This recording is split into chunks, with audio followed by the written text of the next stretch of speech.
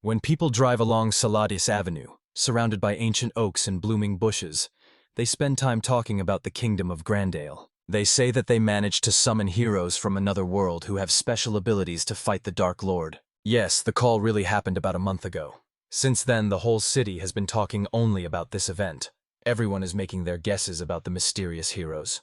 Will they be able to defeat the ancient evil? The girl who was sitting in the back seat of the carriage became noticeably livelier. Aren't these the very heroes about whom so much was written in ancient legends? Her eyes sparkled with delight as she listened to the travelers' conversations. And she was not mistaken. According to beliefs, among them are those who have two special abilities at once. Who knows, maybe they all possess incredible skills. Ancient manuscripts tell a lot about them. Without a doubt, under such conditions they will instantly defeat the Dark Lord. And when the war begins, these ordinary merchants will also get their share of the profit. The merchants were already eagerly awaiting profitable deals, rubbing their hands in anticipation. True heroes. Tina, that was the girl's name, was very fascinated by the storyteller's tales.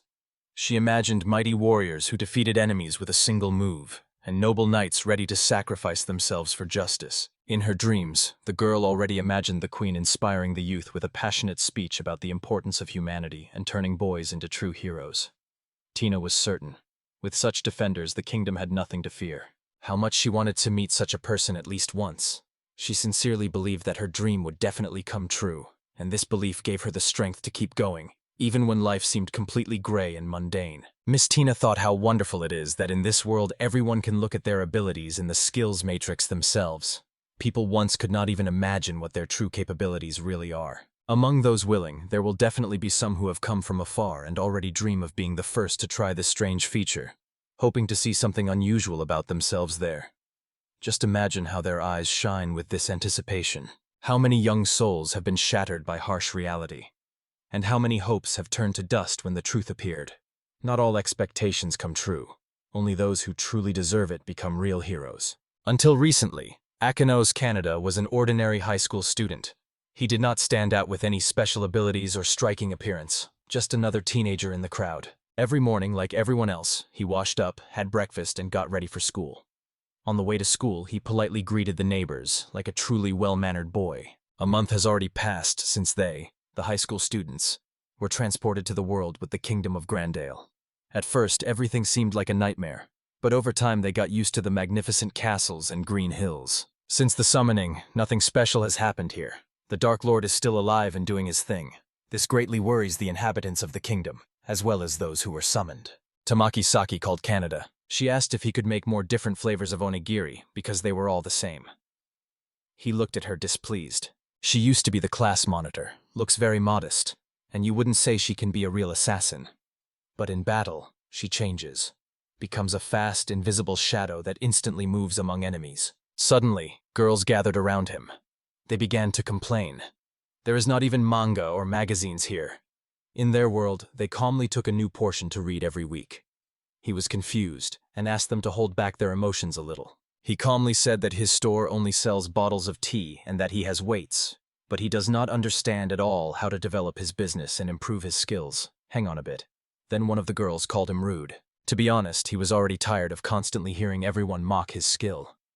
His workshop had electricity, air conditioning, and lighting, and the bathroom even had paper and a flush tank. There was also a work computer here from which orders could be made. Knowing all this, the boy felt more confident. For modern people, such a skill is very valuable, even if the selection of goods is not very large. Sometimes the locals come into the shop and exchange their things for goods from this world. They are always amazed by the local wisdom, and Akanos Kana gladly offers them something new. Sometimes he has even brought exotic fruits, so there are no problems with survival. Now, as he was chewing an apple, there was a knock on the door again. The shop owner was already used to the ringing of the bell on the door, which means that someone has come. Simple people from the third group are often visited by some Kajima Shinji, Taylor, and Kawasaki Ryo. They also call from time to time.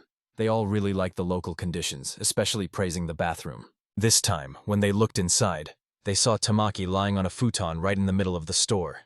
When asked what was going on, she replied that it was simply comfortable and cozy for her. No one could understand why someone would choose such a strange place to rest. The store owner asked Kawasaki to leave and said there was no need to show off here. Ryo began to apologize hastily and make all sorts of excuses, blushing like a tomato. Looking at all this, he probably thought how noisy they are. He needs peace and focus, but he is unlikely to be judging anyone right now. The main thing is to find balance in everything. You are sitting in class and suddenly you find yourself in a completely unfamiliar place. Well, as they say, welcome heroes. Prusai, ruler of the eastern kingdom of Great Elu. On that day, Akanos understood the features of the new world. He realized that the new kingdom opens great opportunities for him, but at the same time demands complete dedication. In this world, there is a being called the Dark Lord. As far as he understands, it is something like the king of demons or a similar creature. He is the one who created the monsters that caused much havoc in the world. Out of 7 states on the continent, 2 have already been destroyed by the treacherous Dark Lord along with his monsters. To overcome the crisis, Grandale performed a ritual to summon heroes from another world, which he learned about from ancient manuscripts. The secret knowledge that had lain unused for centuries in the dusty books of the Royal Library was finally needed. Everyone knows what this led to. All 31 students from their class were here, gathered together for a serious matter. Some were fearfully clinging to friends. Others were curiously looking around unfamiliar walls, and someone was already trying to understand what was happening. To be honest, the people of this world were also surprised. Usually, 3 or 4 heroes are summoned, but this time many more appeared. Kuramochi Uto, a local honor student with a good appearance, decided to break the silence. She needed to find out something important from the ruler. Kanata considered him a very unpleasant person. He reminded her that they were just school children. Then he asked if she would grant the wish of any of the students to return to the old world without a battle with the Dark Lord. The queen replied that they could not afford it. Tamaki-saki asked why, and the queen looked confused and even a little scared. There was something dark and dangerous behind this decision, and because of it, the village head's voice even trembled. To this question, the ruler replied that they lack the magical power to reopen the portal, but this power can be obtained by defeating the Dark Lord, and then, perhaps, they will be able to bring them back using the necessary spell. They still could not realize that to return home, they had to defeat this lord. He was not just a strong enemy. He had become a real wall on the way to family and ordinary life. But there was nowhere left to retreat. Karamatotsi did not stop and asked one more question. He was very persistent, even ready to look defiantly at the queen herself, but he always behaved very rudely. He reminded them that they were actually ordinary people. How could they possibly defeat the Dark Lord, before whom even the bravest warriors of this world were powerless? The queen, however, assured them that there was no need to worry about this. It turns out they received special powers that the inhabitants of the past world cannot have. The texts speak of heroes with unique abilities to which the Dark Lord is vulnerable. She also said that they would be able to see their abilities if they just looked at their status. After these words, Akino Sikinata wanted to find out what abilities he had. A system window appeared, indicating that the hero's status is currently being checked and their abilities are being confirmed. And what is the result? Did he open a store? He dreamed of cool martial arts or at least magic. He wanted a whole harem of elves, catgirls, and fairies. No luck. The next day after the summons at the royal palace, the real training program for heroes began. The first task was to choose abilities to fight the Dark Lord. The main character, Kuramochi Uto, was often bothered by his friend Akanos Kana. Uto gained 2 special abilities: immortality with the ability to resurrect up to 5 times, and the goddess's gift, mastery of all types of magic and special protection. I could not consider it unfair. Moreover, it is Karamoki who leads the first main team capable of directly opposing the Dark Lord. In the team are Kanamori Jun, Water Mage, Kanai Miyoka, Healer, Sawano Rudy, Archer, Yuki Saki, Swordsman, Natori Mitsuki, Shield Mage, Minetsuki Yuhai, Spearman, Kirishima Masaki, Ice Mage, and Tamaki Saki, Assassin. The second squad and reservists from the first group replaced the wounded. But the third unit, which Canada was assigned to, was declared unfit for combat. Of course, he was infinitely glad about it. Even his friend, Sugita Yuki, who possesses fire magic, made it to the main team. The main character convinced himself that he was not jealous at all, but no matter how much he tried to hide it, jealousy, like poison, slowly undermined his self-confidence. A month after the recruitment, starting from the third squad, more and more people who could not endure the tough training and new life in an unfamiliar world began to run away to Kanata's shop, and serious conversations gradually turned into discussions about onigiri. It did not add much hope. The main character kept thinking about when the moment to defeat the Dark Lord would come, and whether he could even handle him. Then Tamaki Saki noticed his sad face and realized that something was wrong. She immediately rushed to the hero to find out what had happened to him. Such excessive care even frightened him a little. Her sincere concern made him ashamed of his reservedness. Embarrassed, the hero said that everyone has important thoughts, even him. They did not often appear in his mind, but they always left a noticeable trace. But what was she really doing here together with her comrades, guests from the first squad? It was strange for him to see them within these walls. It seemed like either a challenge or a bold experiment of fate. At least, that's how he perceived it. Tamaki answered calmly. She came here because there is an air conditioner and a toilet with water. It was very convenient, but the shop owner insisted that she not sit on the table. The girl continued. I really don't want to go back there.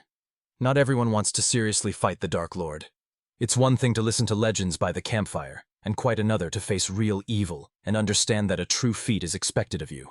But everyone thinks so, even Akanos. She believes that most people are not at all thrilled about what is happening. The girl nicknamed Assassin also agreed. Few people like it. Tamaki said that she was not at all interested in defeating this Dark Lord. The hero asked again to find out if it was a joke, but her face showed that she was absolutely serious. Maybe she was just very tired. The thing is, if the first team she joins does not defeat him, then they will all stay here forever. You just can't wait on the sidelines. These are not just words, because each of them has an invisible duty. They must win. The girl replied that everything would be fine because they could all handle it. Suddenly, she added that she would protect Kanet, and this seemed to hurt his pride. He felt useless. She simply sincerely smiled at her words and said nothing, and her smile was so warm and sincere that for a moment all worries disappeared. Tamaki Saki waved goodbye to his friends and went to his room. Kanata sighed with relief. Finally, everyone had left, and it became quiet. He wondered whether to leave the door open until everyone returned. All the tasks were already done, so there was nothing else to do. Kanamori appeared suddenly. It seems one of their squad members is missing. Minazuki Yohei, who is nicknamed the Spearman. He really often comes here. Kuramoto also said that he was supposedly very worried because the guy missed training again. The wanted man looked as if he was caught off guard. His face instantly turned pale, and his eyes darted sideways. He urgently needed to come up with a reason for his absence. He apologized and said he was feeling unwell, so he decided to rest in the store because there is air conditioning there. But Kanata was suspicious of the hero's overly formal language. Kanamori Green strangely smiled to himself and said that he understood everything. His lips curved into a sly smile, and an unfriendly spark flashed in his eyes. What was he planning? He began to laugh. This is exactly where the heroes of the third squad gather. They use this store as a place to rest and support each other, to somehow feel their worth. Smiling, he added, "This is quite a suitable place for the useless." The wizard Vodya continued. There is almost nothing left here. Soon everything will be overgrown with grass. But 3 people immediately began to object to him. Indeed, who does he think he is? An ordinary otaku should not get conceited just because he gained a strong skill. Minadzuki intervened. He was very nervous about the growing conflict. He said that these 2 should not be rude. From the way his hands and voice trembled, it was clear that he was upset for some reason. Suddenly, a wave of water swept over everyone in the store. No one expected it, not even Kinos. Streams of water flew from all sides as if an invisible archer was controlling this element. What was that? What happened? The man hid behind the cash register to avoid becoming the victim of the next attack. Kanamori stood calmly, watching everything as if he liked the chaos he had just caused. There was so much water that not only the heroes were floating, but all the things that had previously been neatly on the shelves were also rising up. It seemed the water could pull everything around under itself. No one knew how much longer this magical flood would last, or how to avoid its consequences. So, this is rather his special ability. He knew he was strong, but did not think it was to this extent. He asked the water mage to stop, but he did not respond, being so absorbed in his magic that he heard no one. How dare he, a mere worm, challenge Kanamori himself, a member of the main team? His smile was not encouraging at all, but on the contrary, frightening. Kanamori slowly raised his hand, and the streams of water around him swirled even more fiercely. He laughed ominously and was surprised that scoundrels remain scoundrels even in another world, referring to those who had argued with him a few minutes ago. Suddenly, through the noise of the water and the screams of frightened classmates, he heard a strangely calm and at the same time confident voice. It surprised him. He turned toward the sound. No one expected to survive after his appearance. Of course, he couldn't ignore this. After all, Kuramuchi Yuto himself had addressed him. He had something important to tell Kanata. So, Until the water mage swept him away, it was better to stop and listen. When the squad leader just stepped forward, Kanamori immediately lowered his hands, and the elements instantly became obedient. Now there was something like respect and curiosity in his gaze. While Akanos regained consciousness and spat out the water he had swallowed, the squad commander himself approached him. He greeted him by name. "Hello, Kanata." His voice sounded calm, but there was a slight smirk in it. The boy looked up and said he did not expect such cruelty from a classmate, even if they had not spoken for a long time. The moon is not a reason to behave like that. Not a single muscle moved on Kuramoshi's face. What did he want to tell him? Uto started the conversation businesslike, like "I'll be brief," and his voice was unusually serious, even official. The interlocutor became wary. At the same time, he both recognized and did not recognize his classmate. It turned out that he wanted Canada to leave this city? What was he even talking about? The leader of the first squad said that because of Canada, some weaker people are starting to lose touch with reality. The problem was not only with the useless third squad. Even the main squad preferred running to Akanoshi's store rather than dealing with truly important matters. Discipline was falling apart, and Utah no longer knew how to stop this wave of laziness. The guy said that he was worried about it too. It was hard for him to gather his thoughts, but he understood. There is a bitter, yet important truth in these words. The journey continues. To return to their old world, they must defeat the Dark Lord at any cost. To do this, they need to unite and act together as one team. Then he stated that Canada's ability was not just useless, but even harmful. It distracted the heroes from important matters, so it would be better for him to leave this city, otherwise he would be driven out anyway. Could the shop owner really be driven out of the kingdom? The guy decided to make a deal so as not to lose the most valuable thing he had at that moment. He told Kuramochi that he understood him, but he needed some time to think everything over. Indeed, suddenly finding oneself in a completely unfamiliar world is too much for anyone. But knowing the squad commander, it was not worth expecting sympathy from him. He just laughed and said that Kanata could think about it, but only until morning. Perhaps he would have taken pity and given him some money for the road if he had fallen to his knees and started begging. Kanamori smiled slyly again from behind the official's back. The boy replied that everything was fine. Yuto continued to praise his team, as it included only the best heroes. Victory over the Dark Lord was inevitable. The defeat, which he called Canada, could relax because everything was decided. The shop owner could not let go of this word. Inevitable. Kuryamochi said that he dreamed not only of victory, but also of how he would return home and save the modern world with his own hands. Akano looked at him as if he had lost his mind. Looking into Kanata's eyes, he talks about his crazy plans. In modern society, according to him, there is no freedom of thought. Now, having incredible powers, he wants to return like a god and make people obey him. And then the guy realized. It seems this man has completely lost his mind. His eyes blazed with wild fire, and a strange smile appeared on his face. Now he had become even more unpredictable than before. Or maybe that was his true essence. In any case, the main thing for him was that Kanata left this city. Kuramati was glad when he realized that he was understood correctly. His thin lips stretched into a satisfied smile. Before leaving, he looked at him condescendingly and said to pray for their victory over the Dark Lord. His voice carried such confidence as if the victory was already in his pocket, even though the battle had not yet begun. After some time, Kino was standing near his shop and was glad that everything had worked out for him. After all, he just needed to close and reopen the shop, and everything would be as it should. Tamaki did not understand what he was talking about. She found out that Minuzuki and her entire team were in big trouble. When she ran up, she saw that the store was practically destroyed. She asked if Kuramochi really wanted Canada to leave the kingdom of Grandel. This is very low. Such behavior cannot be tolerated. The girl promised that she would tell him everything straight to his face. It seemed she was truly concerned about what was happening. The boy was surprised. Of course he was pleased to hear it. But wasn't she among the chosen? She was in the first team along with Kanamori and Kuramoti. Wouldn't this put her in an awkward position? He did not want the people from the first squad to be involved in this story at all, and Tamaki-saki was exactly one of them. She replied that in this group of chosen ones, everyone has their own level of involvement, and she had already told him about it. He should listen to her more carefully, but overall, everything was fine. Kanata initially didn't even believe it. The one who tries the hardest in the hero training program is Kuramachi. Besides him, there is also the water mage Kanamori, the ice mage Kirishima, the shield mage Mitsuki, and the swordsman Saki. The rest, including the female killer, mostly just sit in the palace. Recently, many have even stopped going to training because they are no longer interested. It turns out that only 5 are actively operating. Of course, at first everything was different. At first, everyone diligently attended lectures.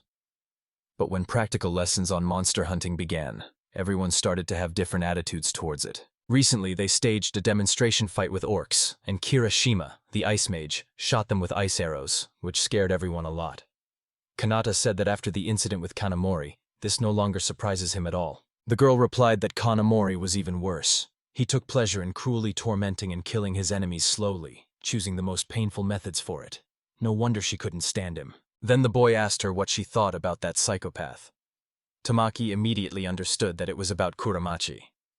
She knew much more about him than she wanted to, but decided to tell everything, because this conversation could save the boy from many problems. On the outside, he seems like an ordinary, diligent, and very successful student. He always completes all tasks without mistakes and never misses training. That is why he is well spoken of in the palace. His perfection impresses everyone, but behind this perfect mask, something else is hidden. But the girl admitted that she had always argued with him, and lately everyone was even a little afraid of him. The hero asked again, as if hinting for her to explain in more detail what exactly was happening. The former class monitor began the story by saying that after training everyone safely returned home. Nothing unusual happened, but Kuramochi immediately went to the Crusaders' barracks. Kanata initially thought he had imagined it all. So Yudo spends every night alone with the handsome Crusaders? The hero jokes, calling him a talkative fool. To lighten the mood, he adds that Tamaki's priorities and images are quite strange, and this seems to have caught her off guard. It turned out that Kuramochi became the queen's lover, and is already considered the future ruler of this country. So even Minazuki decided not to contradict him. Kanata concluded that he is clearly afraid of him, recalling recent events. On the other hand, if they were wrong, they could be accused of conspiring against the favorite of the entire royal court and severely punished. The girl noticed with surprise that communicating with the arrogant commander of the first squad had become very difficult. Kanata was thinking, after Lord Kuramachi's defeat, he was definitely up to something bad. And Tamaki Saki decided to rest a bit and was already spreading a blanket on the shop floor. Time passed. Only a few hours remained until dawn. It seemed that now, when this psychopath had seized power, enmity had arisen forever between him and Kanata. Because of all the anxieties of this day, the hero could not even fall asleep. He sighed heavily. Akino hoped that at least Tamaki would be able to convince the leader of the first unit to reconsider. But maybe it really was better not to stand in his way. While he was thinking about this, the girl killer was already experiencing her 10th dream. Suddenly, out of nowhere, burning arrows struck the shop window with a loud crash. Bright flashes lit up the room and thoroughly frightened the hero. The young man hurried to wake up his friend. At first, she did not quite understand what had happened. Kanata took her by the hand and confidently led her further inside the building, holding her firmly. The girl, half asleep, tried to understand what had happened. Her consciousness was like in a fog. He said they needed to check the surveillance cameras. Maybe they recorded the one who tried to interfere with them. Suddenly they saw the queen riding horseback, accompanied by armed guards. These are crusaders, so Machi hid behind her classmate. She was clearly not ready for this. Kanata also did not expect that Grandel himself would come to deal with him. The hero realized that she definitely came to drive him out of here on Kuramochi's orders. Tomaki did not believe it. Why would they complicate the situation like that? Who knows? Maybe they wanted to scare them, or hoped that they would just leave on their own. They heard a ringing voice from afar, echoing through the corridors and making the air tremble. With each passing second, the sound became clearer. Queen Gradel Cruze had arrived so that everyone would know of her coming. It turns out that by the church's decision, the shop owner was declared a heretic, as if he supported the Dark Lord. I didn't hear everything clearly, but since then he was expelled from the kingdom forever. And that's not all. It was impossible to believe that he had committed numerous terrible crimes in the past month. But what nonsense is this? When did Akinos, who spent almost all his time sitting in the store, become such a terrible criminal? Tamaki stood up for him. She said he would never do such a thing. It was a blatant lie and a complete exaggeration. But unfortunately to everyone it looked like she was not supporting her friend, but simply turning a blind eye to the truth. The hero, who had been unjustly accused more than once, sat with his head bowed over the table. It was clear that Kuramochi had just talked nonsense to ruin his reputation. Can a person really sink so low? The queen continued to accuse him, not even allowing him to think. She ordered him to obey immediately and leave the country, or she would burn him along with the shop. He couldn't even think about it. If it was impossible to avoid this terrible situation, at least Tamaki needed to be saved. He pointed to the back door and told her to run before it was too late. The girl killer was confused. She said that she would never leave him here alone. She suggested running away together, but the criminal replied that he was already being hunted, and if she stayed with him, she would face the same danger. The store owner said he would just give up. Fortunately, he had a choice. His words hung in the air like a heavy burden. He looked around his store, perhaps for the last time. The girl quietly said again that she did not want this. Her voice trembled like fragile glass about to shatter. Fear and hesitation were visible in her eyes. She lowered her head and blushed slightly, reminding him of her promise. No matter what happens, she will always protect him. Tears even appeared in her eyes. Is the class president always this sensitive? Kaneda was surprised. Aquanet gently stroked her soft hair and told her not to worry. His warm fingers tenderly ran through the silky strands as if he wanted to share his calm with her. He said that if they manage to escape and meet again, he will allow her to use the toilet. He will also buy her more seaweed for the guinea pig. All she needs to do is obey him. The girl was shocked by this answer. She sent him away. Ultimately, she came to the store every day not for any benefit, but only because he worked there. The hero ignored what the girl killer was trying to say with these words, and pushed her out the door to protect her. Kanata threw a few silly words back at her, promised to pray that their squad would defeat the Dark Lord, and asked her to take care of herself until the very end. With tears in her eyes, Tamaki confessed that she had never met such a quirky boy before. She forbade him to die and strictly ordered him to remember her promise. Kanata just waved his hand at her, but her words stayed in his mind. For a while, he just stood and looked in the direction where Tamaki had run. Hearing strange sounds behind, the boy looked back. Akino told the guards that he probably would not resist. His appearance clearly indicated that he had no weapons. They surrounded the boy, raising their swords almost to his throat. The blades were as sharp as razors, but Kanata remained outwardly calm, though emotions were raging inside him. The queen supported his decision to surrender. It was a good choice for the criminal. When the hero raised his hands, he noticed how confidently she considered him guilty. Looking down on him, Cruz said that most likely they would never see each other again. Perhaps that is why she called him worthless without hesitation. The guards drove him out, and he left, not knowing where. The door closed heavily behind him. The boy walked, immersed in his sad thoughts, and pondered everything that had happened. It was unfair. Why him? Was he really incapable of anything? Where had he gone wrong? Meanwhile, it was already beginning to get dark above him. He still did not know where to go. The uncertainty irritated the hero. Going deeper into the forest of Salidus, he noticed that it had become completely dark around. The dense trees intertwined so tightly above that they did not let through a single ray of light. Leaves rustled and twigs snapped underfoot, adding anxious sounds to every step. Moreover, it was so dark here that even the fields near grandmother's house did not seem so gloomy. He looked around fearfully, and an unpleasant chill ran down his spine. It seemed as if the darkness itself had come alive. The hero wants to return to the city right now, but if he is caught, he will be burned alive because he was expelled. If this continues, Kanata will become another fallen hero from their class. At night in the forest, even the slightest rustle of leaves causes fear. Akino constantly looks back and listens to every rustle. His heart pounds wildly every time a branch snaps or an owl hoots somewhere. But suddenly he remembered one important thing. If he had this ability to the store, doesn't that mean he could create it anywhere just by thinking? He decided to test it and ordered the store to appear right here and now. And his feeling did not fail him. Looking at the cameras throughout the store, Kaneda noticed wild and aggressive beasts sneaking up on him.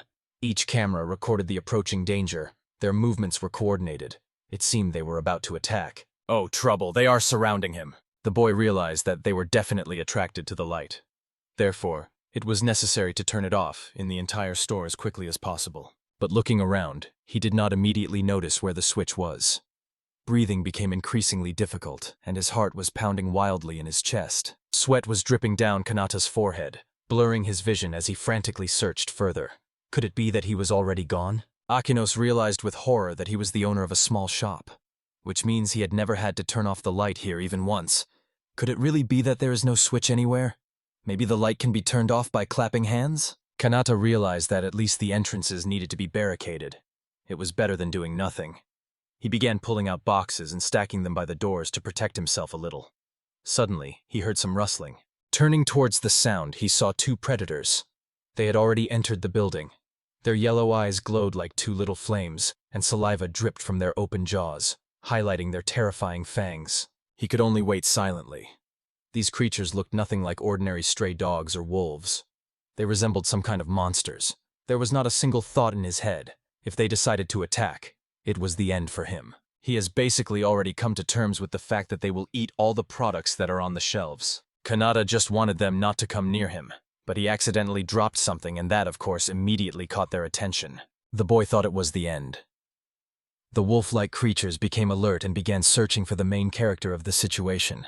They sniffed the air, reacting even to the slightest scent, and their ears were tense, like locators. Their instinct suggested the prey was nearby. The search did not take long, and the young man already saw how this strange and terrifying creature was rushing straight at him, with another one running after it. It seemed time slowed down, and every moment lasted an eternity. Fortunately, the door was closed, and Kanata had a moment to quickly decide what to do next. He did not waste time, instantly going through all possible ways to escape in his mind. Because there was little time, he was very nervous. The first thing he noticed was a fire extinguisher lying here in case of fire. He didn't care what to defend himself with, so he was glad to come across it. He pulled the pin from the fire extinguisher and aimed the hose at the unwanted guests. "Hey, wolves! How do you like that?" A stream of foam burst from the nozzle and hit the nearest predator right in the face. The animals showed their teeth but were afraid to come closer. They clearly did not expect such a move. Kanata felt confident again. We need to act the same way further, and then they will definitely scatter. Suddenly, what is this? Are they moving through foam? What news? The fire extinguisher worked only for a few seconds and immediately broke. The guy talked to it as if it were alive. Really, what kind of jokes are these? A little more, and he could have died here. Realizing that the fire extinguisher would no longer work on its own, Kanata laughed nervously. His shoulders trembled, and his fingers tightly gripped the empty cylinder. The laughter echoed off the walls and sounded strangely unnatural in this silence. He was overwhelmed by a wave of despair. It seemed that he would be the first to die here. He would become easy prey for the very first monsters he encountered. He couldn't gather his thoughts. How helpless he was. He exhaled and pressed against the door, behind which hungry wolves, or something like them, were already scratching. A fire extinguisher lay nearby. The boxes he hoped would save him were scattered everywhere. Mom, Dad, Cat, that rascal. They are probably worried and thinking about him. Their images appeared one after another in his memory. These memories gave him strength, but at the same time tore his soul apart. He wondered if Tamachi had managed to escape. He immediately pictured her, smiling and full of hope, as always. Had she not been hurt? He had to survive for the sake of his family, but also for her. If she suddenly found out that he died here, would she cry? During their last meeting, there was care and perhaps even tenderness in her eyes. Could he really have been mistaken? These thoughts did not give him peace. They were not particularly close either. But why did the hero think about her in his, perhaps, last moments? Maybe he felt something more for her than friendship or sympathy. Or is it just a subconscious defense? It seems everything has calmed down. The guy looked at the cameras and peeked behind the door to make sure it was safe. The silence at that moment seemed unnatural to him, even unsettling. After all the recent events, and here not a single sound, not even a rustle? Behind the door, he saw his shop. Broken windows everywhere, food scattered, and every corner bore traces of uninvited guests who had already fled. It seemed he survived. Shielding his face from the sun, Kanata thought that monsters fear the morning light. His whole body ached from tension and fatigue, but the main thing was he was alive. A message suddenly appeared on the screen. The level of his store has increased. The hero did not expect this at all. What happened? Those were not just voices in his head, right? After such a long day, Kanata himself no longer understood what was real and what was not. The rapid events almost drove him insane. Kanata remembered that he could find out his condition at any moment just by thinking about it, and decided to take advantage of this opportunity right now. Looking at his results, he realized that he had improved because he was able to protect the store. That's the point. Moreover, he noticed many new changes. So many things were added that he couldn't wait to examine it all. But all this will be later. Kanata fell exhausted, burying his face in the marble floor of his workshop. The last hours flashed before his eyes like a kaleidoscope of events. Clashes with monsters, escapes, desperate attempts to survive. This day was filled with various events, and the poor shop owner only dreamed of sleeping. He felt waves of fatigue washing over him, and his thoughts became increasingly blurred and unclear. Soon he wanted to sleep so much that he no longer heard the clatter of hooves under the window or any disturbing sounds. Meanwhile, the shadows on the path of the traveling Lady Tina grew thicker and thicker. It was too early to rejoice in the silence. The noise still woke him up. Kanata slowly opened his eyes, and anger flared in them with true fury. It was already his second sleepless night. What happened this time? Could it be that the Grandale's fighters were hunting him again? That is unlikely. If so, Kanatu would have been killed long ago. But very close by, someone's dying screams could already be heard. The boy thoughtfully leaned his elbows on the table. If not them, then who? Everything is clear on the cameras. So there is only one thing left.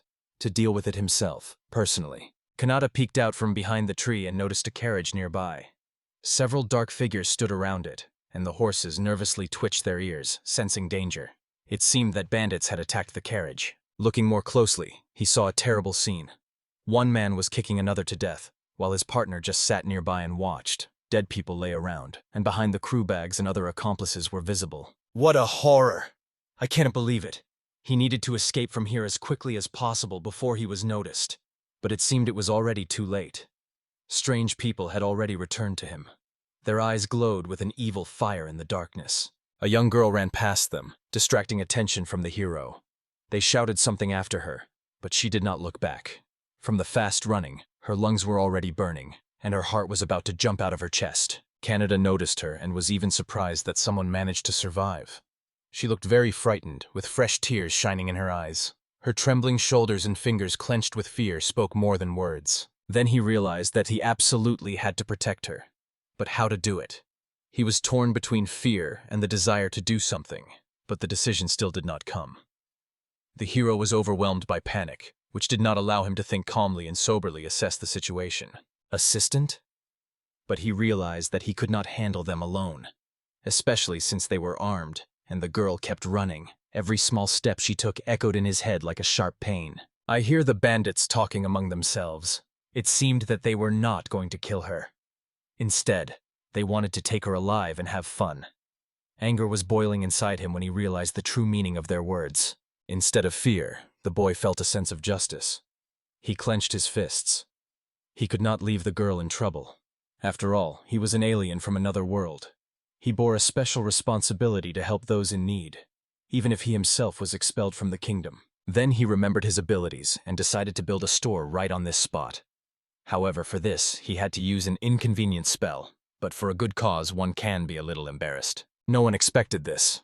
The girl's eyes lit up. Hope for rescue appeared, and the bandits were confused. And, taking advantage of the moment, Kanata raised the blinds in the store. Hearing the invitation, the girl instantly hid behind her savior's back, barely holding back the trembling in her knees and trying not to breathe to avoid drawing extra attention to herself. The bandits realized they needed to aim for the legs only when the magazine cover was already lowered, making it impossible to shoot with the bow. So a quick reaction could save the lives of 2 people. Inside the store is safe. Now Kanata needs to decide what to do next. He is in big trouble. Thoughts are confused, his heart is pounding wildly, and only the worst possible outcomes are spinning in his head. Watching the situation through the cameras, he noticed how the bandits were trying to break inside. This did not calm him at all.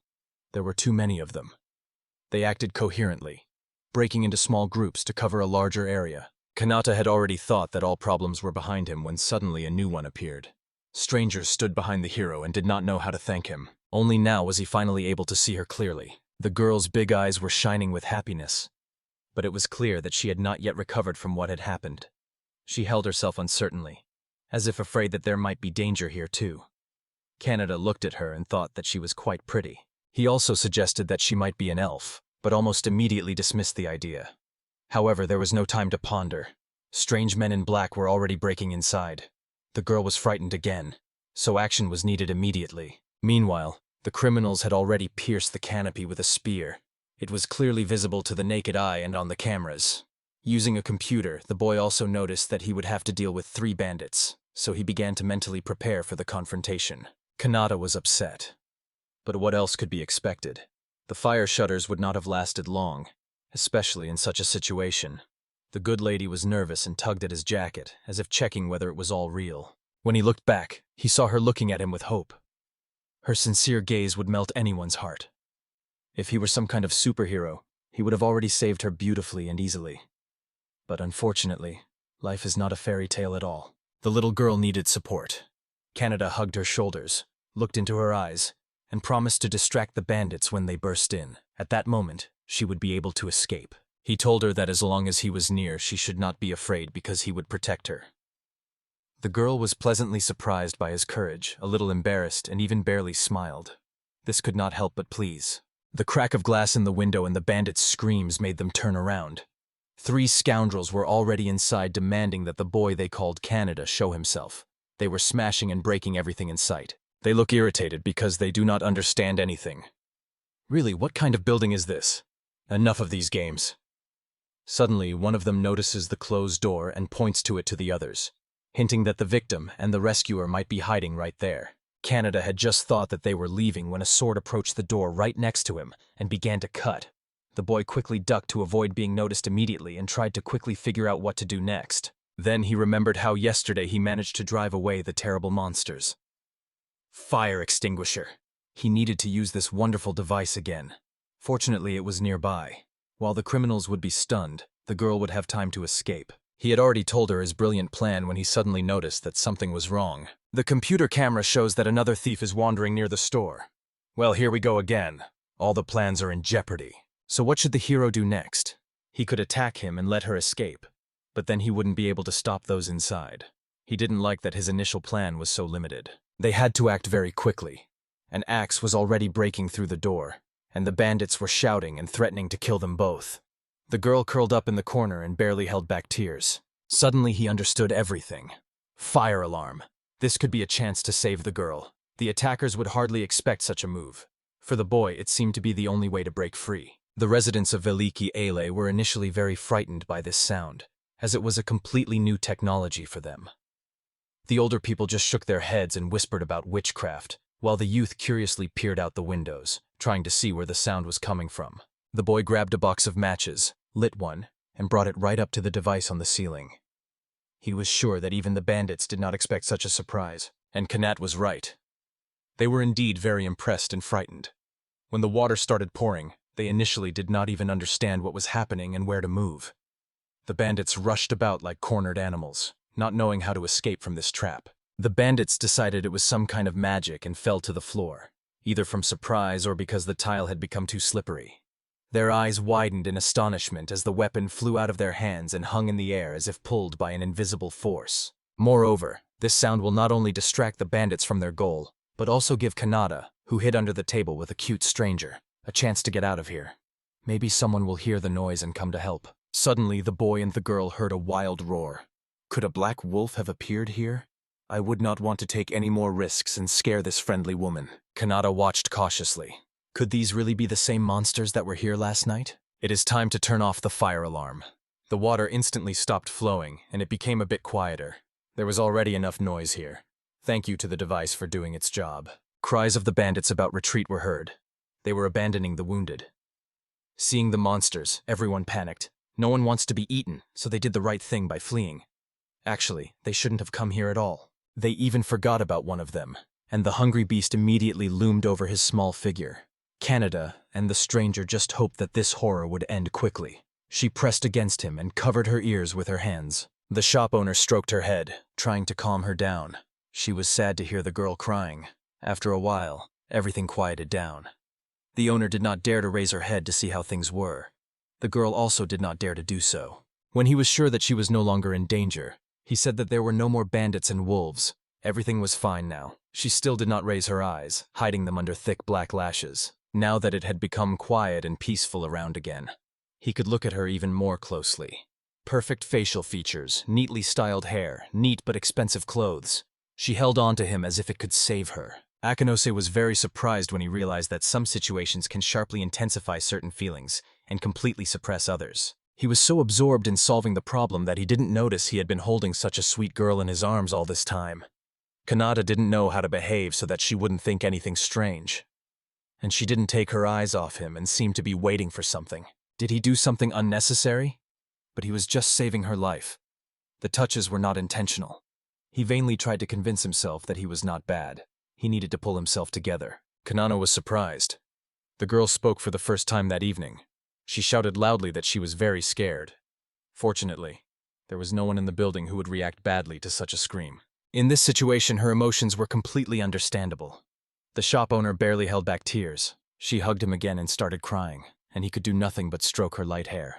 The hero remembered that before the monster's return, he urgently needs to restore the store. After all the events, the building looked terrible. A broken grate and door, and the floor was completely wet. But she was still scared and upset. Kanata could not just leave and let everything be.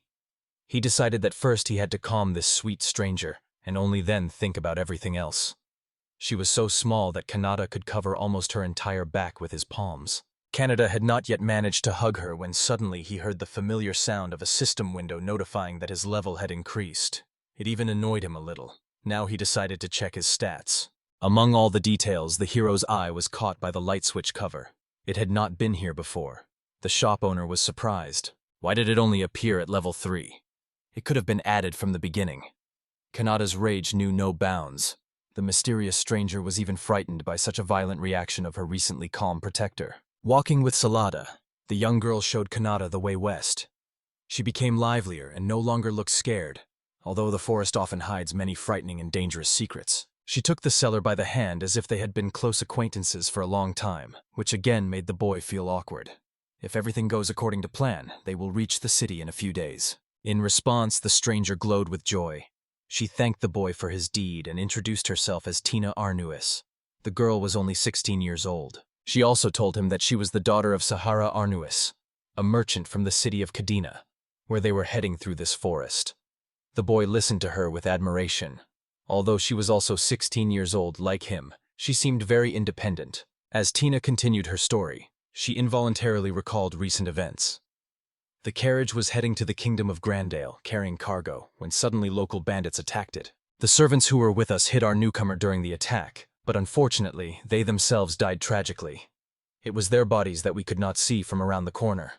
This, of course, deeply affected the young lady's psyche, and even recalling it was very difficult for her. She asked to bury them, and thanked Kanat once again for everything. In response, he said that he could not just leave everything as it is.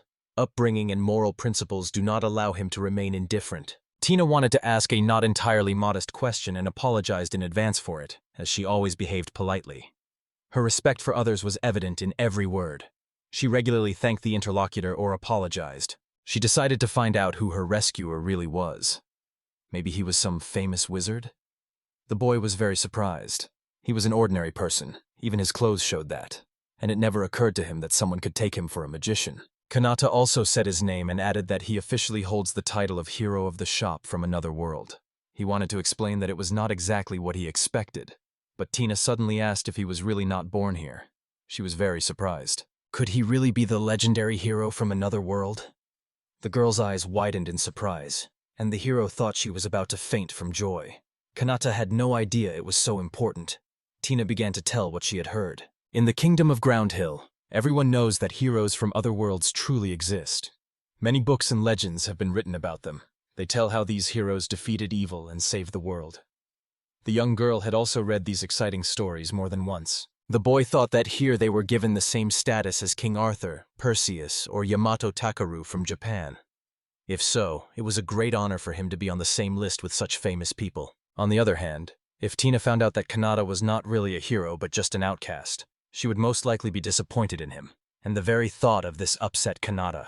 To avoid worrying about all this, the shop owner decided to ask the girl if she knew how to get out of this forest.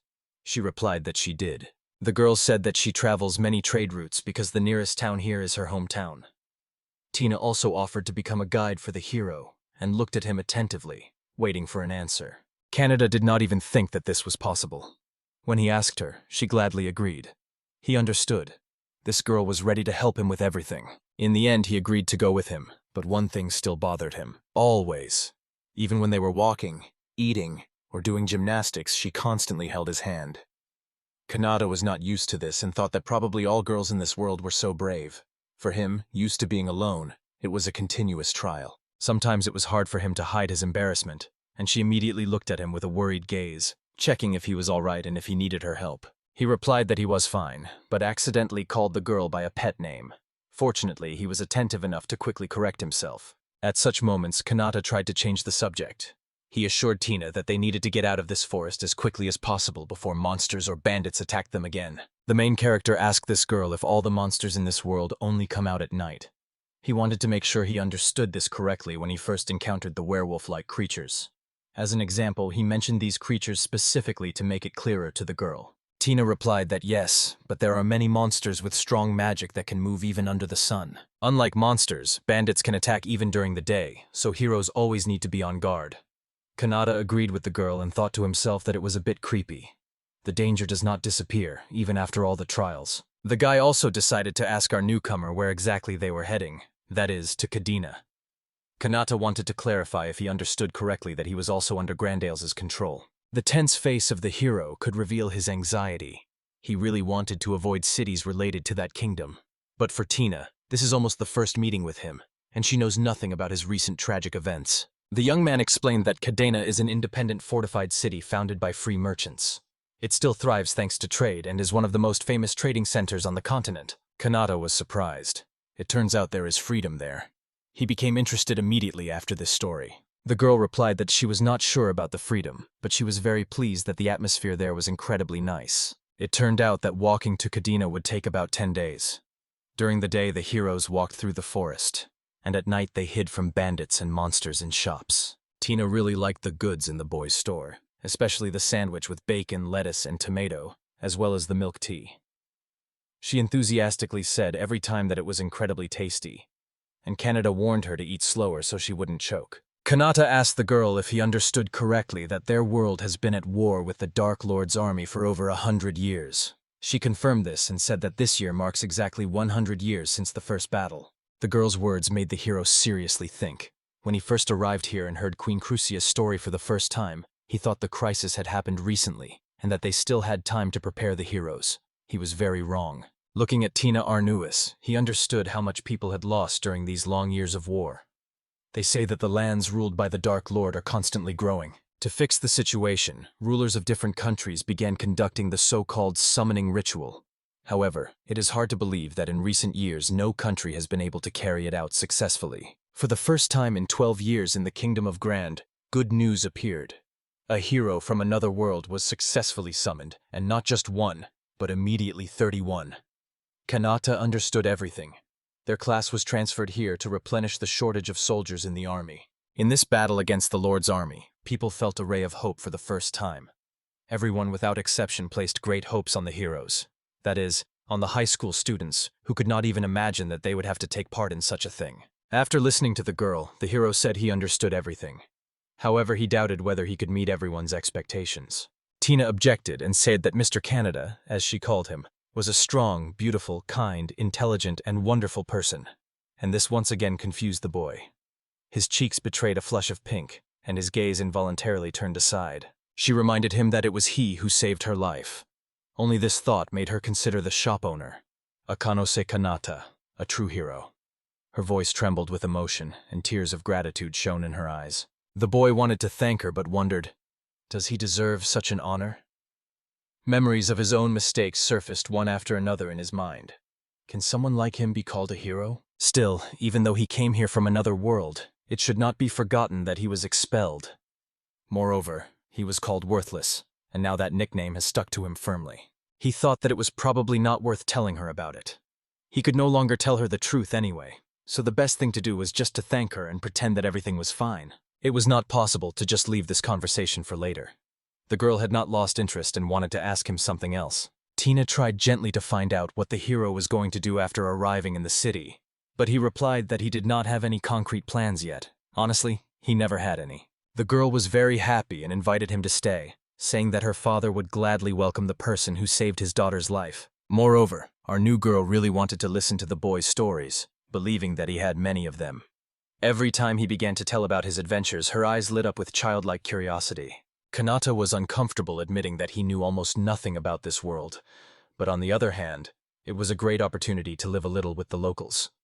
He was worried about becoming a burden to the girl's family, but she assured him she would be happy to have him as a guest. When the hero thanked her, she simply smiled and waved her hand, as if to say it was obvious. It seemed that helping others was as natural to her as breathing.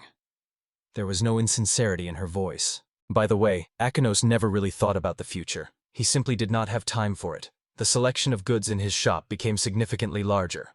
Perhaps now is the perfect moment to start your own business. Moreover, constantly hiding in the store is not a solution. You need to gradually step out of your comfort zone, get to know the surrounding world, to be prepared for various surprises that may happen. Strangely, the boy suddenly felt uplifted and enthusiastic.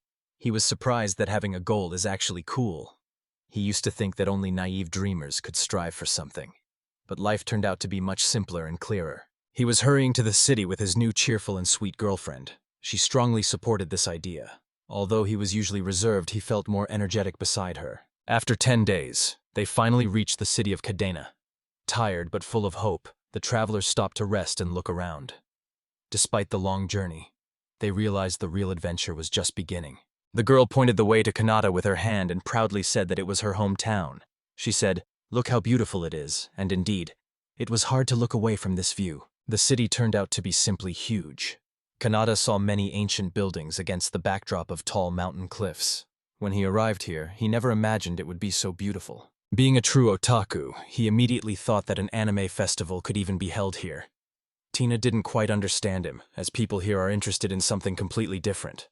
Kanata tried to explain it differently. After all, there really are a lot of people here. The hero said that in his native world, anime festivals are always very crowded, just like here. She listened with interest, imagining this incredible atmosphere of unity among fans of Japanese culture. Tina said that she really likes it here, and that she heard many interesting stories from other heroes about Akihabara and Ikebukuro. She really wanted to see these places with her own eyes.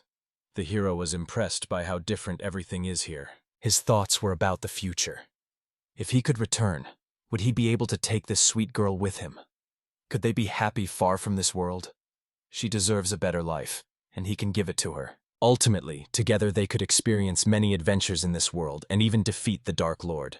But what will happen next? Will he see Tina, who was brought into his world?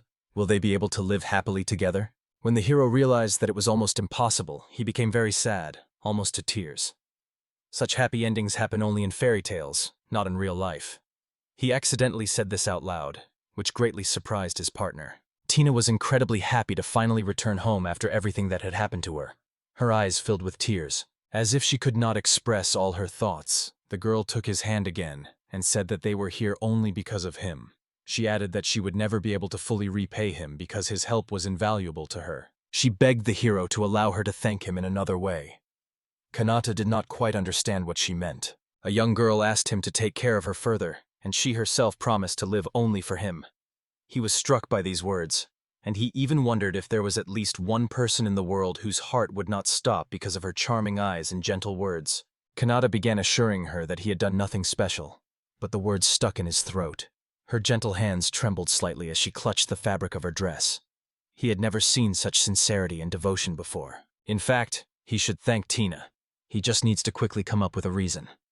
Slightly confused, the main character said that without Tina he would have gotten lost in this forest, and only God knows what could have happened to him next. The girl was very happy to hear that she could somehow help her rescuer. She repeated her request once again, ignoring the hero's nervous laughter and embarrassment. Suddenly, Not noticed something. Now it was their turn. The guards watched them closely from under their helmets. Tension hung in the air as the stern gaze of the guards examined each traveler. Tina was on cloud 9 with happiness, and the boy looked a little confused. Is that all? Could it really be that simple? Perhaps Tina's father was more influential than Kanat thought. If the girl he saved turned out to be the daughter of a millionaire, it would be like the plot of a typical romantic manga.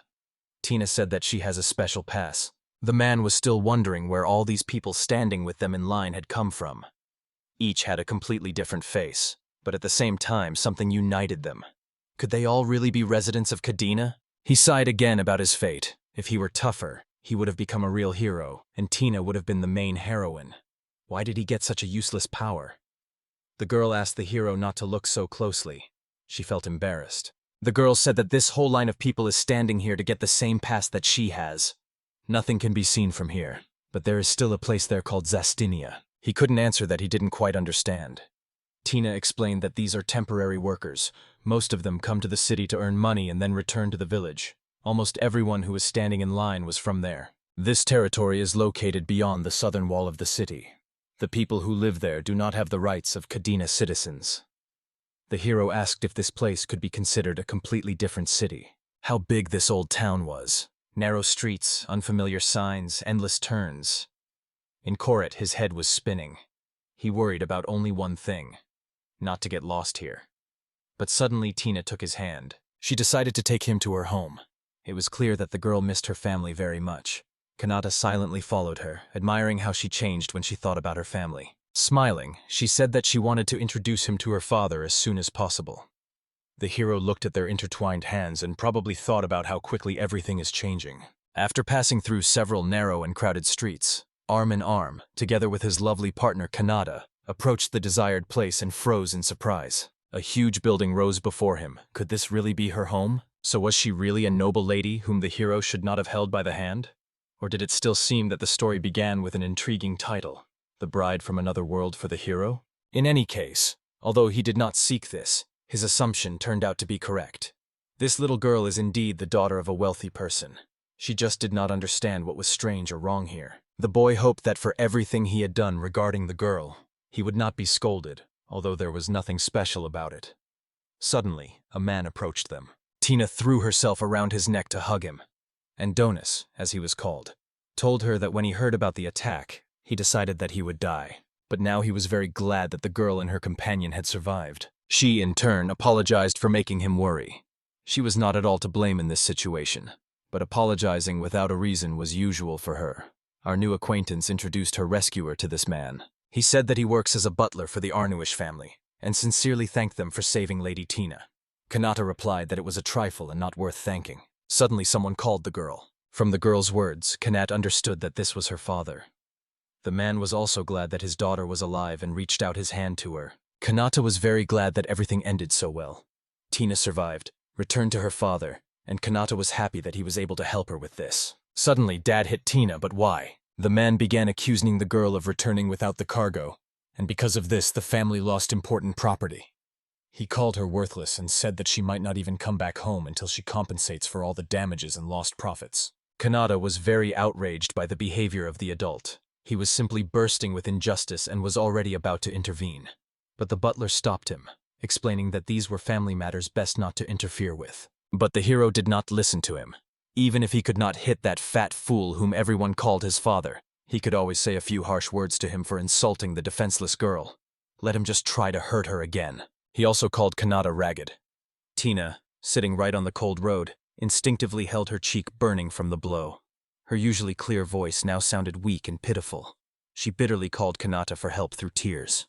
The guy reminded that fat bastard that Tina is his daughter who almost died. How can he even call himself a father after that? Every word he said was filled with contempt for this man, if he can even be called that. The tension was rising. The man also had no intention of giving in. He felt that this young man was allowing himself too much. Maybe he had already forgotten the city rules. Tina begged him to stop, even kneeling down. This man risked his life to protect her. Who knows? Maybe someday he will save not only the kingdom of Grandil, but the whole world. She also said that Mr. Canada is not an ordinary person, but a hero from another world. Hearing these words, the insolent man seemed to smile slyly. What kind of hero is he if among all those called, only he was expelled and considered a nobody?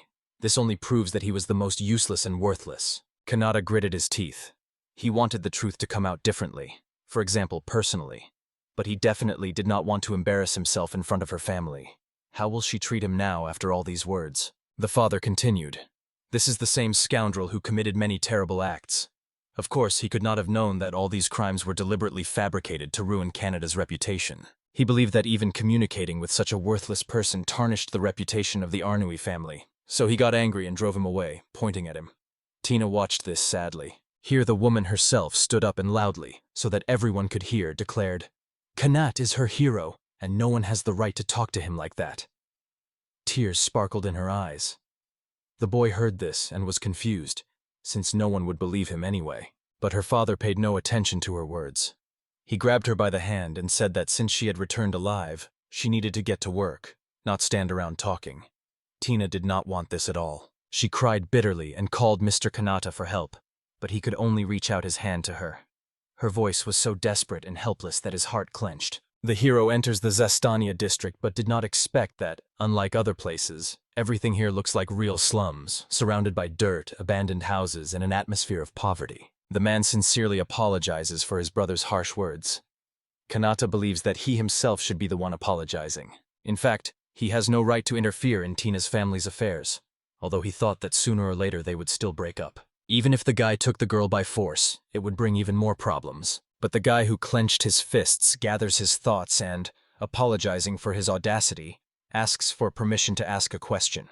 The man agrees. Canada wants to open its own business in the city and is interested in where to find a suitable place for a store. The man says that it is impossible to trade within the city without citizenship. He offers him another option and says to do it in the load-bearing wall.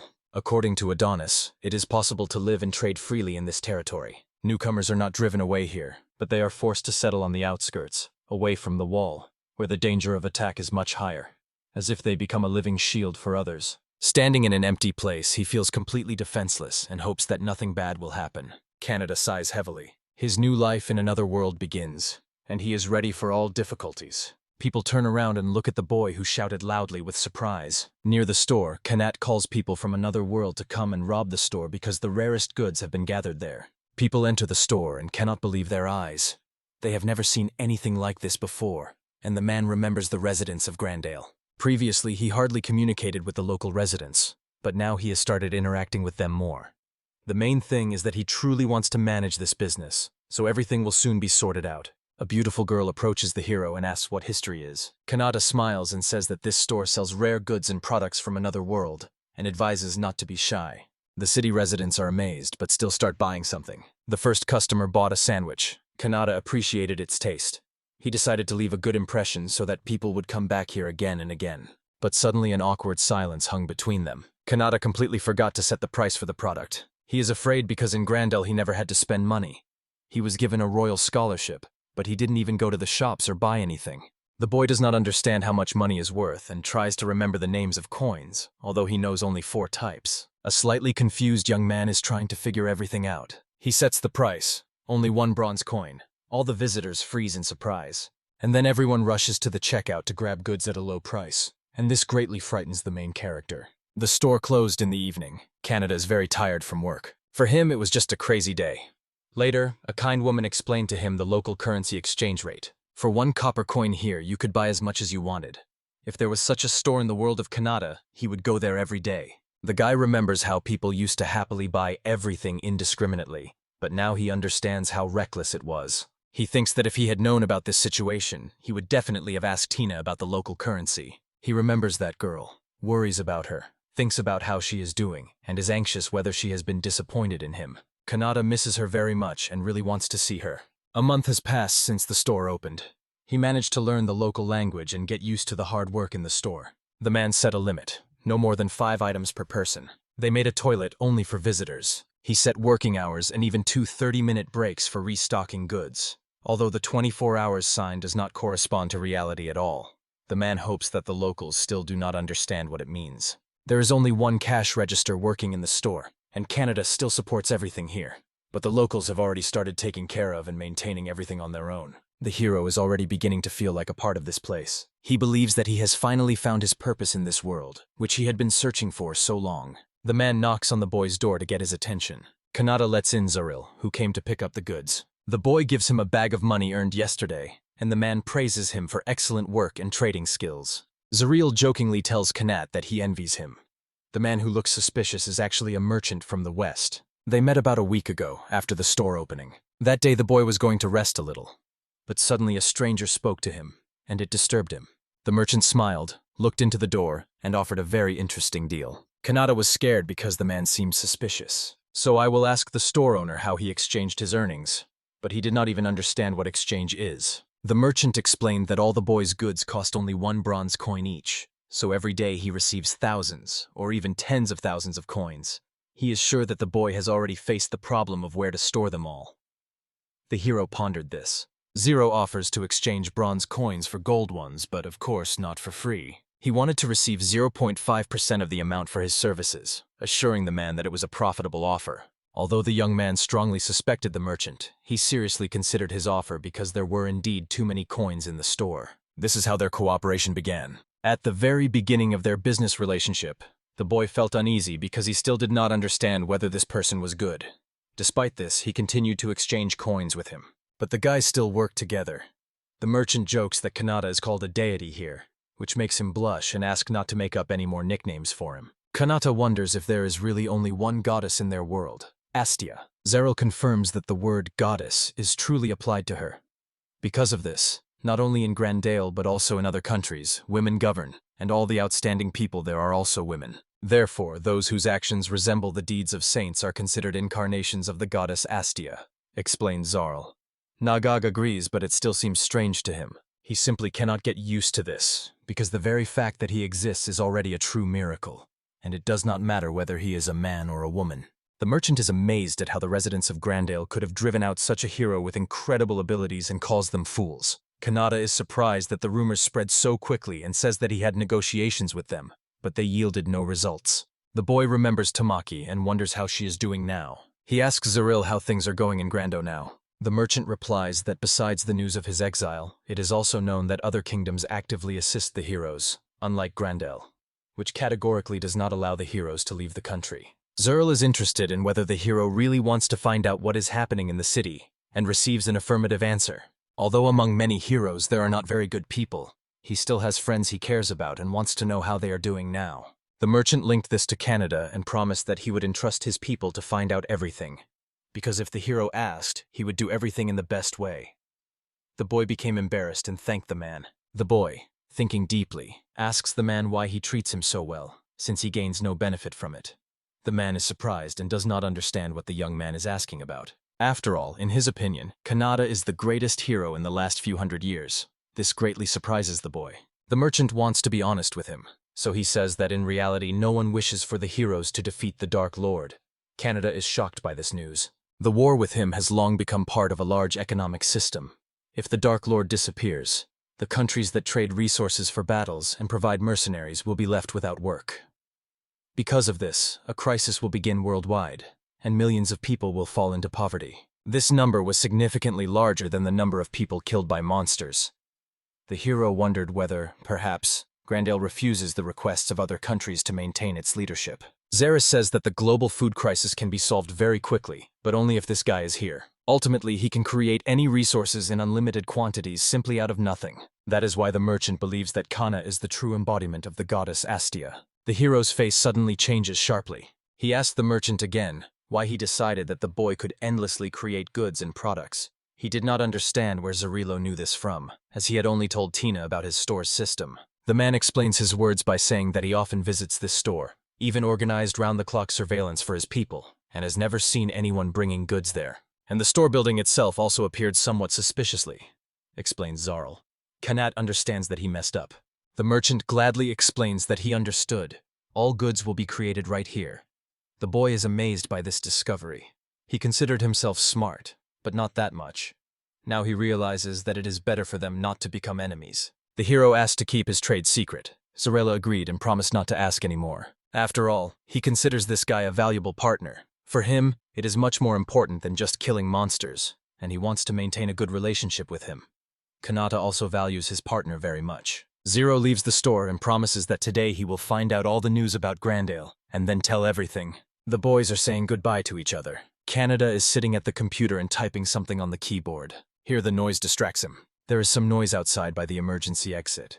The boy is nervous because the locals could not have known about this exit. In his mind, he runs through the worst possible scenarios. He is worried that a mercenary sent by Tina's father might have come for him. Someone's voice can be heard behind the door. He calls Mr. Kanata, implying that he knows him personally. The hero tenses up and cannot believe it. He opens the door, and his suspicions are confirmed. He recognized this voice. A girl named Tina throws herself into the boy's arms. She is very happy to see Mr. Canada, as she had long dreamed of meeting him. Both are very happy to meet because they missed each other. They feel the taste of life again. The girl is still standing in the corridor. She cannot leave here. The boy is thinking about the fact that the girl feels something for him. He also remembers his cat Mimi, who was also very attached to him. The boy feels awkward from such a long hug and thinks about how to end it faster. He pushes Tina away and she breaks free. Kanata is glad to meet him and immediately invites the girl to come inside, to which she gladly agrees. He asks the girl how she managed to find him in such a big city. The girl says she heard from a lady that the guy went out of town, and there are already rumors about his successful store, so she immediately understood everything.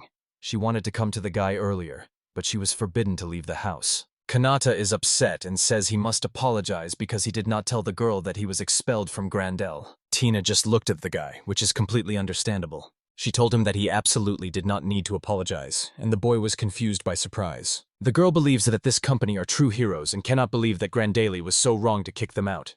People in Grandeli now probably deeply regret their decision. It turned out that Tina had been watching the store since noon.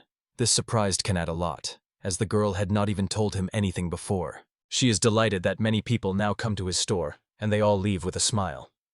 She wonders if this is truly the main dream of every real hero. One cannot justify by saying that his store simply has cheap goods, and supposedly that does not mean that it is useful to anyone. To this, Tina responds that this is not true. She sincerely believes in this boy and says that everything became possible precisely because of him. Tina is confident that her abilities are better than everyone else's.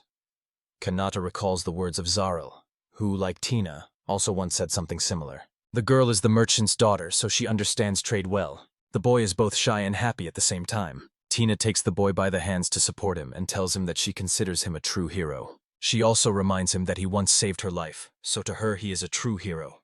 The boy is embarrassed by such attention and kind words. The girl dares to suggest that the boy considers himself worthless because he cannot fight monsters. But she believes that this is complete nonsense, because even if the boy does not know how to fight, he has unlimited potential to save lives. Tina tells him to be proud of his abilities. Kanata is very touched by the girl's support and thanks her. After her words, he felt much lighter at heart. She tells the boy that no matter how circumstances turn out, she will always be by his side. Suddenly, the girl reaches out to kiss the boy, and it surprises him greatly and leaves him at a loss. He cannot believe what is happening. Kanata pushes away the surprised girl, realizing that he is not yet ready for such changes in the relationship. Embarrassed, he refuses her, which greatly frightens Tina. He awkwardly gets up and starts fussing, saying that it is already time to end the break and open the store because the customers are probably tired of waiting. Tina says it sounded a bit artificial, and Kanta begins to awkwardly justify himself. After that, about 2 months pass since Tina returned. The Konata store continues to be wildly popular, so more and more customers are appearing, and Tina helps the guy in the store a little. The girl tells the hero that there are fewer visitors, and he can take a break. The boy thanks the girl while taking the boxes. He decides to rest a little and warns Tina to call if anything happens. The girl just smiles and asks not to worry, saying everything is under control. In the evening, the store closes. Tina turns to Mr. Canada. She asks if she can help the boy in the store, and it makes him uneasy. The girl has already told her father that she is going to practice, so she may stay here for a long time. The boy is surprised by the news that Tina might live with him. She is happy that now they can live together, and the guy finally understood what happened to him. Tina assures that she will do everything possible and asks to be trusted. Kanata, enchanted by her smile, realizes that she is the one he wants to protect. He thinks that this girl might be even better than he imagines. He also wonders, are all merchants like Kaiden and Zaril so kind, while Tina watches the boy with interest? Here the guy agrees to take the girl as his assistant. She really knows a lot. And most importantly, he trusts her, and that reassures him. Therefore, he asks that she also rely on him. Tina thanks the guy and says she knows everything about him, so he doesn't need to worry. But Canada interrupts her and clarifies that he meant himself, not the store. But he interrupts her, and asks again what she meant when she said she knows everything. Tina replies that sometimes the boy calls her Knight. It sounds very cute to him when he talks about her birthmark on her back and various little things. The boy kneels down in surprise and begins to ask her for forgiveness, but the girl only confusedly asks him not to apologize. The store continues to be very popular. Everything is going smoothly, and for this, thanks should be given to Tina, so Canada is calmly eating and resting. In this world, he no longer feels lonely. His life has become so fulfilling that he is calm and happy. In the evening, the boy tells Tina that it is already late and she should rest. But the girl is not going to rest. So, sitting at the computer, she advises the boy to take a break while she quickly enters today's earnings into the computer. The boy smiles awkwardly because almost nothing surprises him anymore, except for Tina's professionalism. He believes that if she had the internet, she would immediately figure out how to advertise their store through websites and advertising. After some time, the girl finishes work, looks at the boy, turns off the light, and approaches his bed. She sits on his bed and looks at the boy who is sleeping.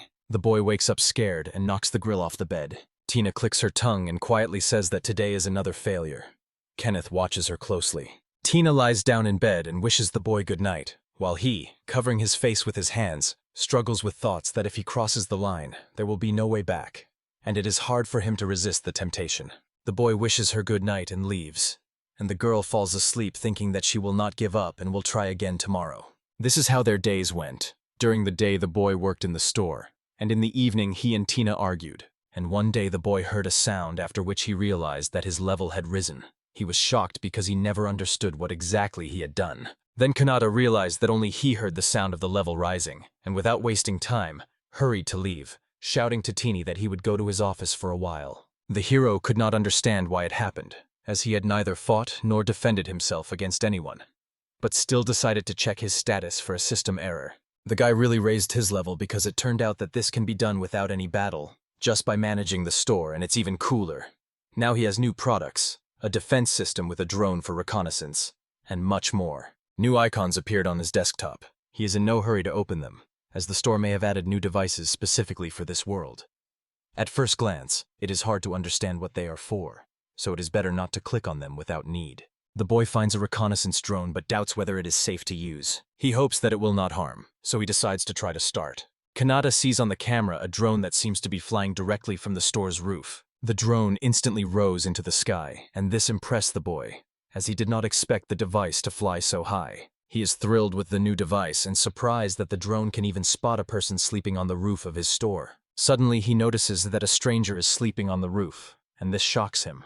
Enlarging the image, he tries confusedly to make out the body lying there. He runs quickly and climbs onto the roof to find out what the one who is supposed to be in Grandale is doing here. Climbing onto the roof, the angry Canada begins to shout at the girl, who flinches in confusion at the unexpected scream. The boy recognizes the girl. It was Tamaki. She greets him. An awkward girl, trying to say something, loses her balance and falls face down onto the hard floor, hitting her face. Tamaki yells at the boy because he scared her badly, and assures that if she gets bruises on her delicate skin, it will be his fault. Kanata asks the girl why she is here. The girl simply runs up to him and says that she came specifically for him. Kanata is confused by the girl's words. Zaril approaches another merchant and asks if it is true. The man confirms that it is indeed so. A worried man is looking at the night sky. A loud roar echoes from the mountains. A huge monster emerges from there and hisses. Kanata asks the girl how she ended up here. Tamaki replies that during hero training her level increased. She gained the ability to search and track, so she escaped the city and came here. The boy wonders how the girl managed to get through this forest, as it is very dangerous here and full of monsters everywhere. Tamaki simply used her assassin skill called invisibility. She can completely hide her presence. That is why she managed to escape, even when monsters were chasing her. The boy pondered. The girl begins to get nervous because she thought the boy would be delighted and surprised. But he just stood there thinking about how he made her show two strange abilities at once, while he himself only knew how to invent new types of onigiri. Kanata says that it is not so important to him. He is interested in something completely different. Tamaki awkwardly confirms that she really did run away from the training program. The girl complains that the program is becoming increasingly complicated, and she cannot keep up with everything at all. The boy is surprised and asks if she is sure that this is enough to defeat the Black Lord of Demons. She is not upset at all, and almost certain that the elite group has already gathered around Kuramochi-kun, so they will win easily even without her. Kanata is interested in how everyone is doing and whether everything is all right with the girl, but she responds to him reluctantly. She says that everyone in the third team was worried about that boy. Many were saved by a nearby store, but after his departure some even became withdrawn. Everyone thought that everything was as Kuramochi said, and the boy was expelled because of his own mistakes. He only bitterly noted that the players from the first team never accepted him from the start, but Kanata's best friend was still worried.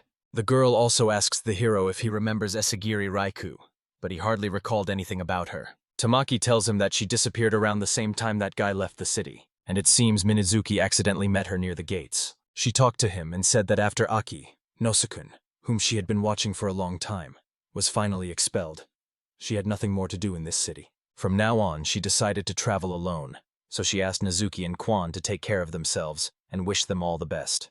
The boy is surprised that the girl was watching him the whole time. He asks why she did that, but Tamaki herself does not know the answer to this question. The girl wonders if she could have run after him, and the boy replies that he did not notice her. The boy asks if it is normal that one of the group of 13 went alone. Tamaki replies that Rakyachin has the ability of Po. but she does not know what ability she has. Kaneda is wondering if the girl could try to find her using her ability to search and track. The girl simply shrugs her shoulders because without the person she was looking for, nothing will work out, and she, unfortunately, took everything necessary with her. In this situation, the boy decides to turn to a merchant with a good reputation. Perhaps he knows something about us, or about Gary. The girl thanks Kanata. She is glad that he cares so much about Raichiken, and thanks him again. For the boy, these were not some special things, but quite understandable, obvious. He sincerely hopes that all his classmates will be able to survive. He wants everyone to return home together. The girl is happy about this and smiles at the boy with understanding. She is also confident that everyone must return alive and unharmed. The guy thinks that the girl will not be able to use her search skills if she has no goal, and offers her a hint. The girl begins to wave her arms and scream awkwardly, while the boy just stands there confused. It turns out that Tamaki already had a keychain with a picture of a kitten in her bag, and she is glad that he did not notice it. She touches her keychain, but Kanata does not pay attention. Tina runs into the room and anxiously tells the hero that the sandwiches are running out. She notices Tamaki, apologizes confusedly for disturbing him. Tamaki only screams in fright. She impatiently asks who the pretty girl next to her is. The slightly confused boy recalls that this is their first meeting. Kanata points to the girl and says that she is his hired worker. During the day they work together in the store, and at night they live under the same roof and help each other. The girl introduces herself as Tina, and says that she is a bit clumsy. Tamaki exclaims joyfully. She understood that Tina was just an employee, but she did not even suspect that the guy might be short of people for work. She is shouting again and offering to hire her. Tina interrupts the conversation and apologizes for discussing this. But since she started working here, there have been enough hands, so, in her opinion, 2 people are quite enough. She looks at Kanata, waiting for him to approve her words. But he is simply surprised and notes that thanks to Tina, everything has indeed become much easier. But there are still not enough workers. After these words, Tina became upset, while Tamaki, on the contrary, was delighted. Tina covers her face with her hands in frustration. The boy tries to calm her down, saying that Tamaki can be loud, selfish, and messy like Grandpa, but she is not really that bad. The guy remembers and tells Tomoki that the level of his store has significantly increased. They lead her inside the store, and she is amazed to see how much there is here. Tamaki is happy that there are many different sandwiches, rice cakes, and drinks here. There is also a large selection of sweets, for example pudding and melon bread.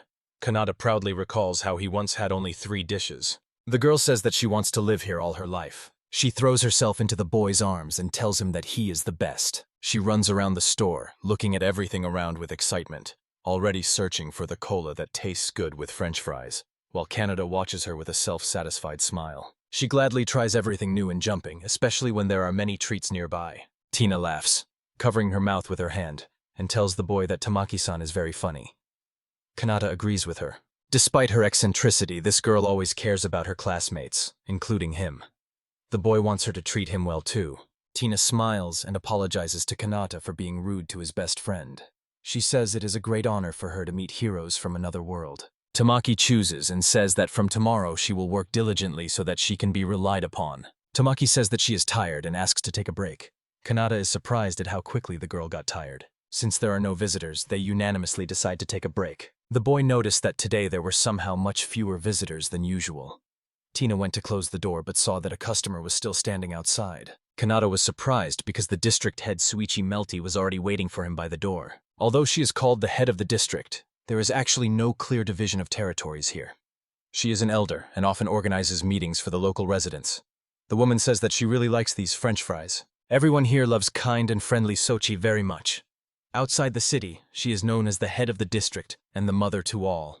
She thanks the heroes for their hospitality, and Kanata sincerely thanks her in return for accepting him as a newcomer. The woman believes that Kanata has become an indispensable person for their neighborhood, so they should be grateful to him. So she asks the boy to introduce her to his employees. Tamaki appears to the woman as a hero from another world, just like Kanata, and says he is glad to meet her. She smiles and says that it is a great honor for them to have 2 heroes in the outer district. Tina also meets with this woman and thanks her for taking care of them. Kanata does not understand whether Tina is even bothered by the fact that she is from the city center, so she simply tells her that she looks like a real angel. She had long been told that a pleasant young girl works here, and she was very happy when she finally saw the one she had heard so many good things about. The girl is very happy, tears of joy are in her eyes, and she sincerely thanks.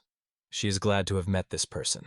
Kanata is happy that Sochi and Tina became friends. The young man thanks the district head for visiting them today, but wonders if she came with any business. She places her hand on her heart and says that she actually came here to tell him something important. She is very sorry, but she wants this guy to leave this store and this place immediately. Zor-El suddenly appears and fully supports the woman's words. Everyone, except Sochi, is frightened by the merchant's unexpected appearance and doesn't even have time to ask how he ended up here. He says that they were so engrossed in the conversation that they didn't even notice him, so he just walked through the door. He praises Tina and the leader, but also notices Tamaki and realizes that he didn't notice how even more beautiful and attractive girls appeared nearby. She tells Zeril that he came just in time because she was just talking with Akino-san.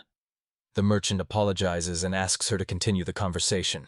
To avoid misunderstandings, the woman explains, "This is primarily necessary for the safety of Akina's son and the store." The man looks at the woman with surprise and asks her to repeat her words. She says that this land has long been inhabited by an ancient earth dragon. He has lived here since the times when the current demon lord had not even created monsters. The dragon dwells in the mountains and sleeps most of the time, but once every 4 years he comes down in search of food. Kanata was simply horrified. He screamed in fear and could not understand why he was told about this only a few months after he entered the outer zone. Zeril just awkwardly scratched his head, as he was sure that he already knew about it. He explains that the huge wall in the city was built not just for nothing, but to protect people from a fierce earth dragon. The boy thinks, maybe newcomers are advised to live outside the city precisely because of this dangerous creature. Kanata wonders, what will happen if this earth dragon named KD's attacks? What will the people beyond the wall do? For her, it is not enough just to be safe. Kirill says that most people, of course, evacuate temporarily, but some still have problems with money and health. Those who could not leave become victims. Kanata cannot understand why people who live in the city cannot help them. After all, there are probably a few knights in the city behind the walls.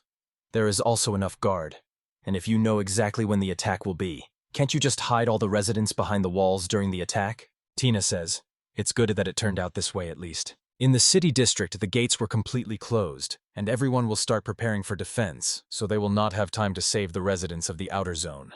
Kanata wonders what this might mean. Tina sadly says that there are rumors. After the last cadets passed through, the outer district was half destroyed, but the residents remained unharmed. She does not remember the details of what happened. She says she is very sorry. In response, Kanata gently covers her hands with his palm. Exchanging glances with Tina and Kanata, they hint that it's time to return to the previous topic of conversation. She sadly agrees and says that they have already received information. Kadis has woken up and is moving in their direction. By order of Zeril and his subordinates, they began evacuating people beyond the outer wall. Kanata understands why there are so few people today. The chief says that Kadis may attack these places tonight and apologizes for everything happening so suddenly. People here have always lived poorly and barely made ends meet, but with the appearance of the store, the standard of living has risen, and now everyone can live with a smile. The woman thanks the hero for the store near the house. Zeril also says that everyone wants everything to be fine with the heroes, and when Kadis leaves, so that they return here. The merchant finished his thought. Tamaki is addressing Kanata, but the boy asks her not to make that face. He would gladly promise it, but right now their opponent is the main monster in the game. Remembering the city's residents, the hero makes a decision. Now Tina is holding Kanata's hand, supporting her. He turns to Tina, who is sitting next to him. They exchange glances, and Kanata nods in agreement. He happily tells everyone that he has already decided everything. Zeril is very pleased with this news. Zeril says that he will now inform his subordinates to immediately take them to a safe place, because if they leave... But Kanata interrupts him and proudly declares that he is the hero of this store and is going to defeat this earthly dragon. The boy's words shock everyone except Tina. Tamaki repeats the boy's words that he is a hero and defeated Kadis. They shout at the hero, showing that his words did not affect them at all. Kanata nervously holds onto the back of the chair. He did not expect such a denial to his words at all. The boy ignores the objections and tries to find out from the man what the Kadises look like and what their characteristics are. The merchant just grabs his head. He doesn't understand how anyone can plan to defeat a dragon without knowing anything about it. But he still says that it is a muscular and strong dragon. It withstands both magic and sword strikes, so it was named Kadus. As a warning, its body is covered with armor and thick scales, so even the military do not know how to deal with it. The boy understands that this dragon is very difficult because it has resistance to everything, and he is pondering this. Tamaki is panicking because, although they are heroes, she is not sure they can do anything. Tina asks if the boy has any plan.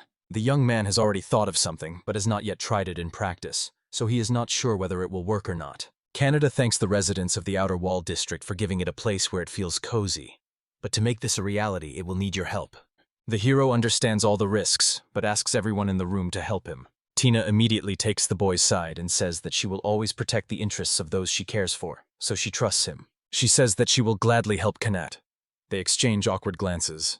Tamaki shouts loudly. She also offers help to the boy because she believes in him and promised to protect him. She says that she has long been friends with Kaneda, so she simply has no other choice. She also calls for help, but since she has no special abilities, she can only take care of the wounded. Kanata sincerely rejoices and thanks everyone. Zuriel is nervous and does not understand at all what to do. He is worried that everything might go wrong because of them. But Kenneth just laughs and says that if the merchant helps them, then the boy will help the merchant. Zuriel is still asking the boy to share with him the secret plan to destroy Kadus. Night is coming. All preparations for the meeting with the dragon are complete. Now only the lighting of the lanterns one by one remains. The guy thanks everyone for their help and asks to evacuate those who have already finished their work. People below agree to carry this out. The hero thoughtfully looks down and ponders. Tamaki is responsible for the drone, so she is waiting for a command from the store to start controlling it. Thanks to the help of others, they already have everything ready. And now everything depends on whether the hero can defeat the dragon. Until this moment, he had managed to cope. But now he will have to fight a strong dragon. The boy is worried whether he can defeat it when he sees it up close for the first time. Because if nothing works out, everyone will be in danger. Tina cautiously approaches the tense man and asks if he's okay. Konada admits to the girl that he is actually very scared right now. Tina supports the hero, assuring him that with his help everything will definitely work out. Konada is pleasantly surprised by the girl's confidence, and would also like to have the same faith in himself. Tina decides to tell Konada the magical words. He is very surprised. She tells him that even if he makes a mistake and the whole world hates or turns away from the hero, she will always be there anyway, so the boy should not be afraid of mistakes. She doesn't care what he is like, kind, brave, or even the biggest coward. She will still accept and protect Kanata under any circumstances. He looks at Tina with surprise. She only shyly smiles and asks if her words have eased. The girl's words truly supported the boy and gave him confidence. He tells her that it was a real miracle. Tina is happy and smiling at the boy, but suddenly a loud roar and people's screams are heard from afar. Kadus arrived and settled in the mountains. The heroes look with surprise at the huge earth dragon. Kaneda shouts Tamaki to start leading the dragon using a drone. The girl reacts quickly and starts actively clicking the mouse on the computer. The drone flies straight to the dragon. Kanata is even more worried because Kadus turned out to be much bigger than he had imagined. Tamaki cheerfully appears from the hatch and reports that the dragon ran after the drone, so he is waiting for praise. The girl says that they accept the challenge, although the dragon is really huge.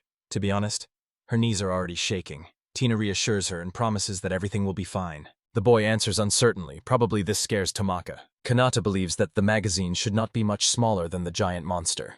He hopes that he will be able to withstand the collision. The dragon rushes swiftly toward the store. The heroes hold tightly to the rope, and Kanata orders everyone to prepare for the collision. Kadus crashes into the building. A dull thud is heard. The boys are holding onto the magazine with all their might. Kaneda gets up and checks if all targets are met. They manage to pass this stage, but it is not over yet. They take fire extinguishers and move on. The three heroes are determined. They run to the dragon, holding fire extinguishers in their hands. The guy orders them to aim straight. The dragon notices the heroes, and they are terrified. The dragon tries to protect its eyes. Its outer shell is strong, but inside everything is delicate. The boy decides to look straight into Kadiz's eyes and mouth to dare to mock you. The girl is afraid and wants to return to her parents, but still goes forward into the fight. The man opened the store right here to distract Kaduz. The building was made as a defense. It was meant to stop the attack on the city and save it from destruction. They wanted to force Kaduz to retreat and then attack again. Kanata confidently throws fire extinguishers at the dragon until it begins to lose strength. He puts the fire extinguisher in his mouth, and Tamaki begins to panic with fear. Even this does not make the dragon retreat, and the man begins to worry. He really wanted to distract the monster from the store even for a moment. The boy turns to the girl to ask her for a fire extinguisher, but notices that she is no longer there. He is looking for this girl in confusion, but only Tina is nearby. He asks the girl where Tamaki is, and suddenly notices the ruined wall of the building. Kaneda is very afraid to even imagine that the girl might fall. Suddenly the dragon roars and spits out all the fire extinguishers directly at the hero. She screams in fear and calls Tamaki for help. Suddenly, some creature appears and attacks, catching the dark-haired boy by surprise. Suddenly, a spear flies into the creature's head and pierces it through. The main character sees this but does not understand who did it. Behind him, someone starts teasing him and says that she did something. The main character realizes it is Tamaki, turns around but cannot understand where she is. The girl says she used her assassin skills to gouge out the earth dragon's eyes with a spear. The boy realizes he cannot see her because of her ability, and silently admits that she made him worry.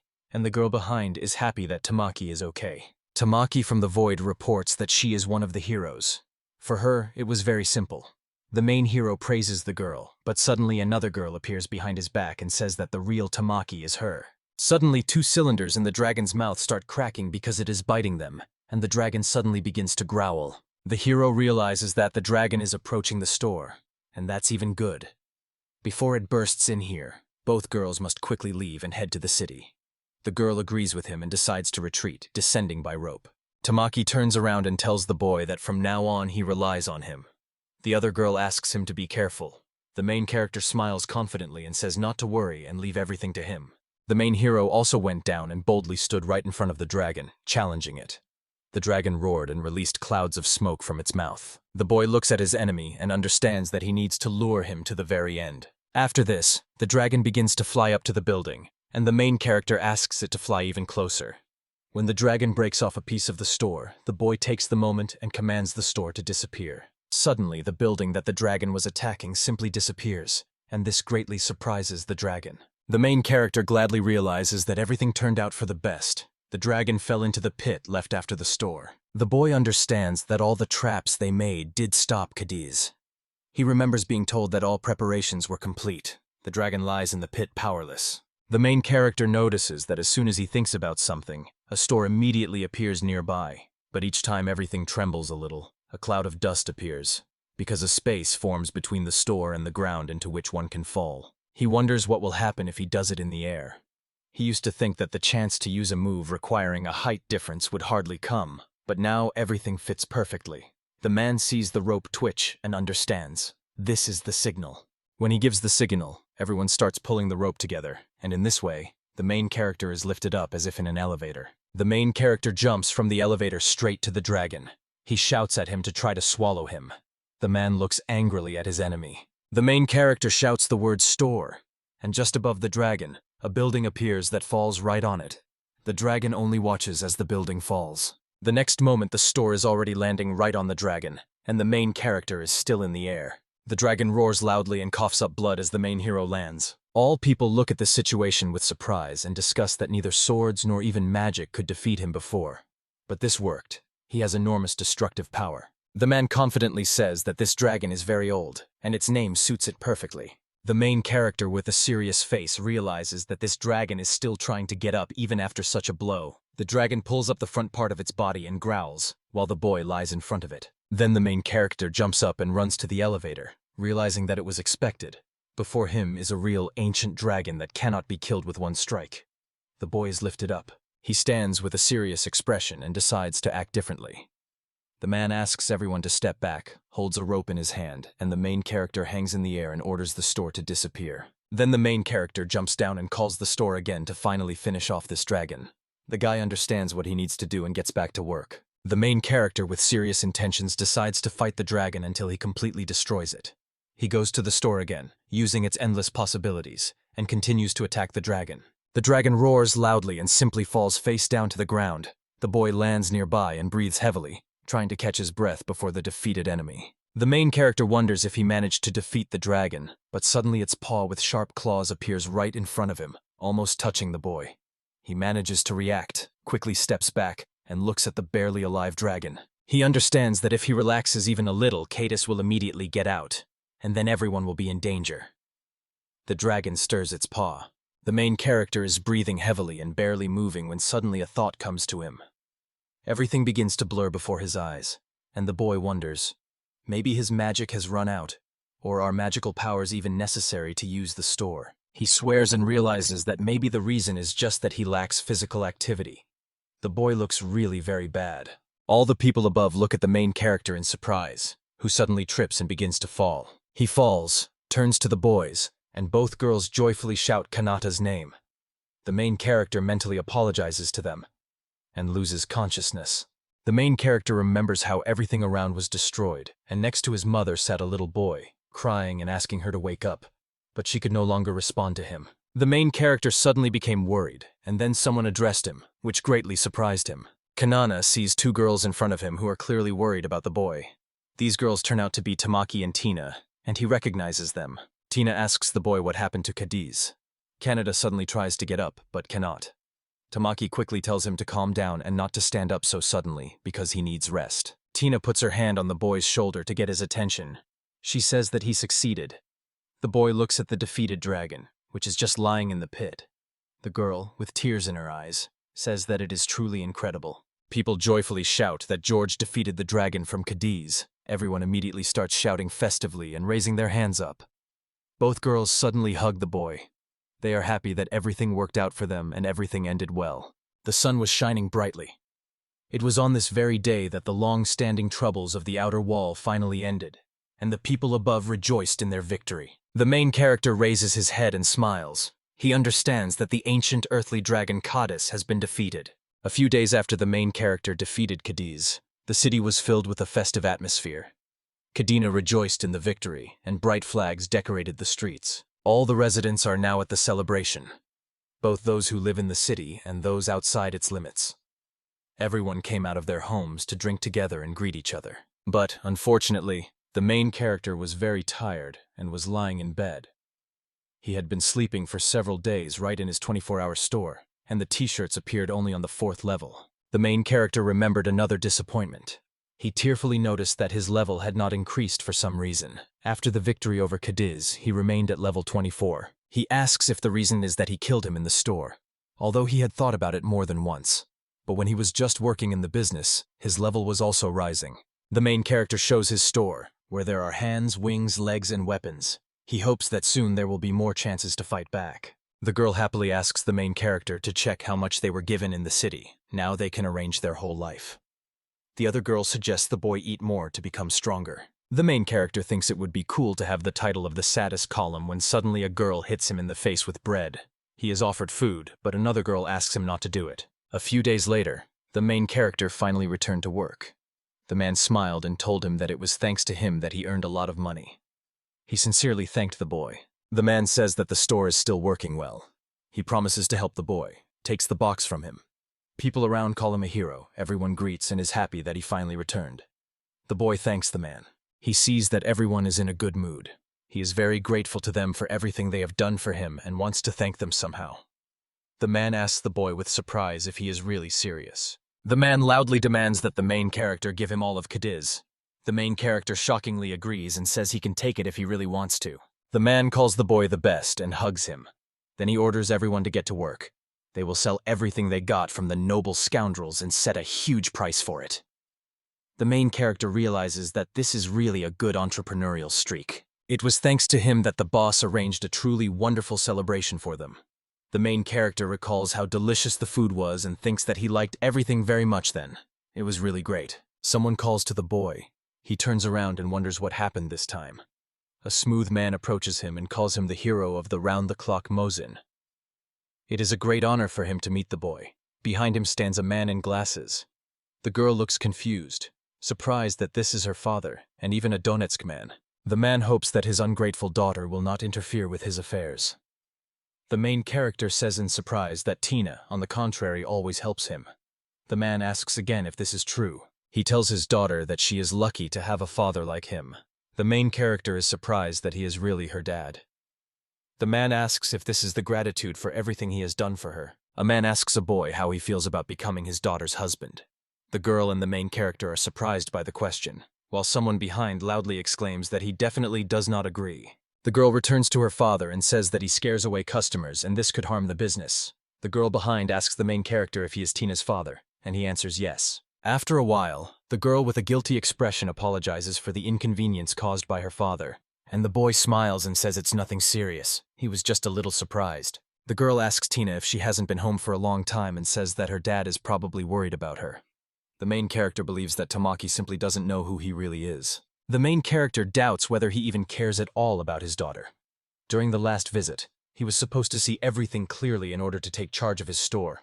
Tina says it is unlikely that it concerns her specifically. She suddenly says that there are as many as 46 children in her family, and she is the 23rd in order. The main character and Tamaki are so surprised that they even spray the drink from their mouths. Tamaki horrifiedly notes that there are even more children in this family than students in their class, so these are the real aristocrats. The man says that they can still discuss what the main character is asking him about what happened. He tells Canada that most likely, all the towns around Kadina and neighboring states have already heard how the hero from the store defeated Kadus, but if this news reaches Grandale, he thinks they can really do something. The main character, with a serious look, says they are fully capable of it. Moreover, recently the Kingdom of Grandale finally began presenting its heroes. It seems that the squad of 4, chosen by the hero and led by the immortal, managed to capture the eastern cave full of goblins. Kanata wonders if everything has finally moved forward, as the first training battle has already ended. The man continues to tell. One swordsman single-handedly defeated the swamp lizards in the southeast and destroyed them all. The main character and Tina are amazed that he managed to do it all alone. The man says that lizards are much stronger and pose a more serious threat. There are also rumors that the hero swordsman is the main candidate to defeat the Dark Lord. Tamaki smiles and asks if they mean the swordsman hero Shiori. That's great. The main character recognizes this name. She joins the gaming club and is very skilled in first-person shooters. He noticed that the girl usually keeps to herself and does not like playing in a team. In real life, she is also a loner. The man asks when the achievements of the brave heroes of the kingdom will be known in other countries. But if everyone finds out that he defeated the legendary dragon, whom others were even afraid to approach, all the attention will be focused on him. And he doesn't need that at all. For Grandale, this is a real problem, and asking him what is funny about it is pointless.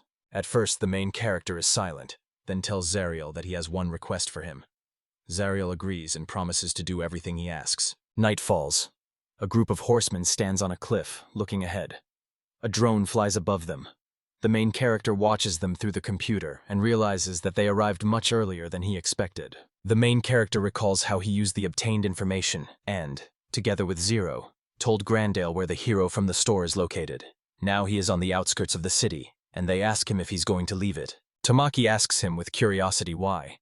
The boy admits that he really likes it here and he himself would not want to leave, but he is being searched for. If the pursuers from Grandale find him here, they could destroy the whole city. The main character does not want to involve the residents in problems, especially now, when the danger of an attack from the Kadus has passed, and everyone is listening to the boy attentively. Tamaki sadly says that it's a pity because she had become so close with everyone. The boy also agrees with her and looks upset. Now that the city gates are open, more food will come to the outskirts, and the gap between the rich and the poor will finally decrease. But he still thinks of giving out all the goods from the store to everyone. For the first time, this might really come in handy. Tina confidently smiles, sure that the residents of the outer wall will breathe a sigh of relief in that case. The main character says that Grandale will no longer need the city when he leaves here, but if someone takes the city's residents hostage, it could become a serious problem. Yet the man assures the boy not to worry about it. He says that if necessary, even local residents will not be involved in dangerous times. For that money, mercenaries from internal regions can simply be hired. Then the city will be safe, and the man thanks him. The riders gallop, and the girls look back. Canada understands. If he can hold off the pursuers and give Tina and Tamaka time to reach the hill, then even if there are more enemies, only he can do it. The main character looks at the group of people in front of the store through a drone and realizes that among them there is no Mrs. Crusades and heroes. This means that there will be no negotiations. They came to deal with him specifically. Suddenly, the hero notices that several people in robes are drawing magical circles and launching attacks from them. He is surprised that this is real magic. But contrary to their expectations, the magical projectiles, upon reaching the shop, hit the barrier and cause no damage. The knights are surprised by such a turn of events. The main hero understands that he needs to hurry. The fiery blinds with magical protection work very well. The knights are confused. It seems they were told about the store before its reconstruction. One of the knights points his sword forward and orders everyone not to panic and not to stand still. It is necessary to get him out of this strange building as soon as possible. He orders everyone to attack, and the crowd of knights rushes forward straight at the building, trying to damage it. The main character hears someone knocking loudly on the door and thinks there are so many of them that ordinary smoke from the fire extinguisher might not be enough to escape. He curses Grandale. Suddenly, someone hooks a hook on the edge of the roof. Several knights climb onto the roof using ropes, and the main character wonders why so many people have gathered for him. One night something is preparing to strike from top to bottom, and the main character notices this and realizes that things are really bad. The girls stand on this cliff and look ahead with admiration. They are worried about Kanata and wonder if he is okay. Tamaki is confident. He will be fine. After all, he himself defeated Kata. The main character again notices how the knight descends on the building and realizes that it is a bad sign. He seriously holds a fire extinguisher in his hands. Suddenly, the system reports that the level of the hero of the 24-hour store has increased. The boy was happy because he realized he gained experience from the knights, which only benefits him. The main character smiles, raises his hand, and decides to check his status. The status contains all the information about him. His only skill is a level 5 shop. The status is as follows. Endurance, 8. Strength, 8. Agility, 6. Magic, 0. Luck, 8. He does not possess any spell or skill perfectly. His title is Legendary Earth Dragon Slayer. At first, the main character was delighted to see that there were lunchboxes and a microwave here. It was truly wonderful, but suddenly he notices something and is simply stunned. Kanata is sitting at the computer and notices that there are things here that are usually not found in the store. He thinks it is some kind of mistake. Drones and machines with magical barriers look very strange. The main character decides to act and focusedly starts clicking and moving the mouse. He clicks on the icon with 5 Gatling machine guns. The main character realizes, now is not the time to hesitate. He must try this opportunity. Suddenly, 2 machine guns appear on the roof of the building with a characteristic sound. The knights there look at them in surprise. These are 2 5-barrel Gatling automatic cannons used to protect against intrusion into the building. The main character looks at this in shock and asks if this is really normal, since the Gatling is too powerful a weapon for a world of swords and magic, which should not exist here at all. How is this possible? Moreover, the Impact machine gun automatic weapon indicates that it is currently empty. Kanata wonders if he understood it correctly and decides to check. When the system asks if he wants to enable automatic mode, Kanata agrees and clicks the button with the mouse. Suddenly, the machine guns on the roof start firing and in a moment deal with several knights. One of the horses gets scared by the unexpected attack. After the attack, the knights lie on the ground, alive but completely exhausted, groaning in pain. The main hero smiles because he understands. It is good that his power does not kill, so it can be used without fear. Now he decides to examine something and suddenly, for some reason, is surprised. The main character notices an icon on the computer that shows the variable function of the store rotation and clicks on it, wondering how to understand it. At night, sitting on the roof, he begins to notice something, movements below, and thinks about what is happening there this time. Suddenly, the store building starts spinning around itself, and the knights on the roof cannot hold on and fall. People around just watch this strange spectacle in shock. Suddenly, one of their comrades from the night watch falls from the roof right in front of them with a scream. The main character smiles and says that he thought nothing could surprise him anymore. But this situation is funny. He laughs and wonders how the magazine can even spin. Then he smiles again and decides to use the machine gun again, which then starts to rotate. Machine guns from the roof are shooting all night near the store. Someone is trying to escape, and someone immediately falls to the ground. The knights ask what kind of building this is. They were not warned about it and do not know how to act. One of the knights, the chief commander, informs everyone that this mission was entrusted to them by Lord Drake himself, the Prime Minister of Grandale. Therefore, they should not think they can return with nothing. They must complete the mission and not be afraid. There is no point in pondering who Drake is. The boy stands by the computer and thinks. Since they are demoralized now, he has a chance to escape from here. He presses something on the computer. Thanks to the store, their escape plan will work, and the boy decides to try something else as well. Kanata activates drones with a smoke spraying function. Several drones fly out right above the store and begin spraying smoke on the bandits. They start choking and coughing from the thick smoke. Then the main character leaves the building, notices smoke in front of him, and to avoid inhaling it, covers his mouth and nose with his hand. He realizes that now is the best moment to escape. While the knights are choking on the smoke, the hero quickly runs away and finds himself in the forest. His company stands right in front of the boy and rejoices that he came, calling him a hero. The main character, exhausted, tells Tamaki that she had to go forward without him. The man throws a robe over the boy. The girl replies that she thought and realized he doesn't know how to ride, he can't manage on his own, and if necessary, she can quietly pass by herself. The girl is the first to mount the horse and asks the boy to hurry, but he replies that he is barely moving, and Zariel tells them to hurry up. The main character and Tamaki smile at the man, and Kanata sincerely thanks him for the help. Zariel winks, thanks this man who gave him the opportunity to earn so well, and adds, If we live, we will definitely meet again. The man wishes them luck, and the horse starts running fast, causing Tamaki and Kanata to be frightened by the sudden movements. The boy looks back, smiles, and thanks, also asking to send greetings to everyone in the city. The girl looks at the road fearfully. The man watches them a little longer and waves his hand, and next to him stands his white horse. A few hours before the destruction of the legendary earth dragon Kadus in the kingdom of Grandale during the day.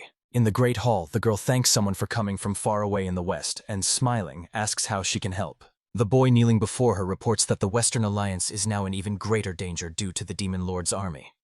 This is Karl Gonsteiner, a messenger from Cartarossa, one of the countries of the Western Alliance. The guy says that they are barely standing on their feet, and not long ago confirmed that demons really exist, have intelligence, and can control magic. The knights exchange glances, but someone coughed, and everyone suddenly stands up. The girl smiles and promises that they will generously help their country with soldiers and supplies, and also send 10,000 soldiers to the expeditionary force as soon as possible. Carlgan is surprised by this number and admits that the rumors about her greatness were true. The girl promises to do everything possible to fulfill the duties of a great country and fight together against the Demon King.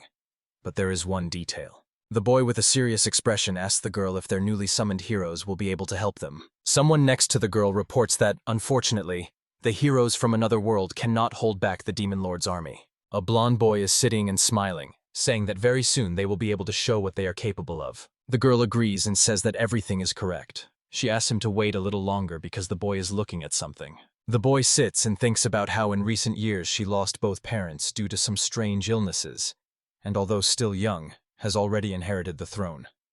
Meanwhile, her political abilities are highly valued in the West, and this upsets him. The blonde boy says that this is all. Let him call his rulers. The boy politely and respectfully asks who he is. Then he apologizes for not introducing himself yet. The boy says that 6 months ago he was summoned from another world. He is glad to meet. He says his name is Kuramochi Yuto, and he is a hero who has the ability of immortality. Another boy looks at him with surprise. Carlgan continues to kneel and asks Yuto if he is truly a brave warrior from another world to forgive him for the rudeness. Uto smiles and says that although this can be considered a military secret, their team of chosen heroes has already destroyed the Eastern Goblin camp and the Lizardman's dwelling. He remembers these moments well. So, the day when they can fulfill their dream is already near. Carlgan, in complete amazement, says he cannot believe it. Victory over the lizards is a true feat. In any case, Carlton is confident that they will manage to prepare a good report for the 3 countries. He thanks for the attention. The man stands up and bows. The boy leaves the room, and the girl asks Yuto if everything is okay. Yuto stands up and says yes, everything is fine. He thinks that this noisy Western coalition needs at least some report about the heroes. Yuto gently touches the girl's chin and asks her not to worry. If she listens to him, everything will definitely be fine. The girl timidly touches his hand and agrees. She will do everything as he says. Suddenly they are interrupted. A stranger enters the hall and addresses His Majesty Kuramoto Uto. The older man in the headwear says he wants to tell them something. The girl is surprised. This is Prime Minister Drake. And Uto calmly asks the man what happened. He says that they learned the news about a hero from another world who calls himself the grocery store hero, and he managed to defeat the legendary Earth Dragon in the Western Autonomous region of Kadina. The girl from Yuto is very surprised. The girl says that the hero from the store could not have killed the dragon. It is simply impossible. The girl asks with admiration. Didn't he himself say that he was a villain who did evil while pretending to be a hero? So why were they so cruel to him? She heard that he suffered terribly and still regrets it. She turns to Yuto and asks if it is true that he killed the Earth Dragon. After all, only a villain could do that. Yuto asks her to calm down. Everything is probably not so simple. It could be false information to deceive them. The girl shouts to the Prime Minister that a search party must be sent to Kadin immediately, because it is very important. She does not finish speaking when Yuto reaches out his hand to her, orders her to fall asleep, and the girl begins to lose consciousness. After this, the girl falls asleep on her throne. The boy sighs and says that people without self-control are very dangerous for the country. She is still naive, and in his opinion, does not understand that sometimes lying is necessary. She is still very young. The Prime Minister asks Judas if he put her to sleep again, as he is also a bad person. But the guy does not respond and turns to the man with the question of whether it is true. He says that all the merchants in Kadena are talking about the hero from the shop, so there is no doubt about it. Uto asks with a smile. If he only has a shop and no combat skills, then how did he manage it? He does not know what this legendary Earth Dragon is, but he is sure that the deputy head, who also belongs to the Chosen, was beside him, and it was he who helped. In his thoughts, he imagines Tamaki. Now she lives on the very edge of the city. She can confirm the truth to them, and then they will easily get rid of her. They will just have to say that some monster killed her and report to the queen that their version of events was true. The man asks the prime minister to immediately send a capture team, and he agrees to this. He agrees with his order. The system confirms that he is Drake. The prime minister of the kingdom of Grandale holds the title of usurper. Destroyed the crusade, killed his parents with magic, made a young girl the heir to the throne, and is trying to appropriate all the kingdom's achievements. Yuda smiles because he thinks that now he really has a reason to be called a usurper and a valuable figure in the game. Moreover, with his skills, he managed to influence the queen, and now ruling will become easy. He also possesses strong magic for verification and evaluation. Drake asks Yuto about the assassin's heroine, but he asks not to worry because he will handle it himself. Unlike the unlucky hero from the store, finding her will be quite easy. Someone is hiding behind the column. In this situation, the man apologizes. Yuto looks at the column with a serious face and says that eavesdropping is not good. He adds that she is Shiori. The girl steps out from behind the column and stands in front of the boy, with a sword on her back. The girl admits that she just arrived and heard nothing. The boy also approaches her. She asks with a slight smile, "Isn't he afraid that she might have heard something unnecessary?" The boy laughs and admits that he doesn't care. He thinks the girl could be more accommodating since they are classmates. He asks if that's really the case, but the girl apologizes, displeased because she doesn't care either. The girl stands before him and says that in this matter, he is not plotting anything against their main mission. Yuto replies that as the leader, he of course prioritizes everyone's safety above all else. And they also defeated the Dark Lord and safely returned home. The boy does not believe it, laughs at it, but he is told that it is a true miracle. Everyone is safe and sound, everything ended well, and it is truly incredible. The girl smiles and says that they can respond with a strike, unlike others. Yudaka smiles in response and says that as a hero of this country, he cannot break orders. He asks her to avoid selfish actions in the future. She sighs with dissatisfaction. She asks Yuto what level the members of the chosen group are at now. The boy replies that everyone is already at the 3rd level and has become stronger than before. She understands this. The girl shows all her fingers and says that they are now at the 5th level, so acting alone will be much more effective. The boy stands confused, and the girl leaves, announcing that the legendary Earth Dragon has been defeated. Suddenly, the girl lit up and joyfully said that the legendary Earth Dragon is a very interesting adventure. She also wants to join it. She is curious about what level he is at now. It would be a pity if he surpassed her. She walks forward joyfully and wonders if she will be able to meet him somewhere along the way. 2 night watch soldiers come out from around the corner. The girl realizes that he is already going to Kadina. When the night watch greets her and thanks her for the completed work, she pretends to be serious. The queen opens her eyes and looks ahead. Yuto holds the girl by the chin and asks if she is okay. She asks if he managed to sleep. Suddenly, she remembers the shop hero whom she needs to find out what happened.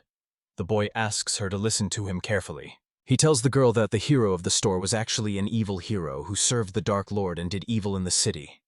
That is why she expelled him from the kingdom. The girl looks at him with surprised eyes, and he asks if it is true. Suddenly, the girl smiles sweetly and agrees with him. It seems he needs to enhance the magic a bit to achieve a greater effect. This will take time, so he decides to try again.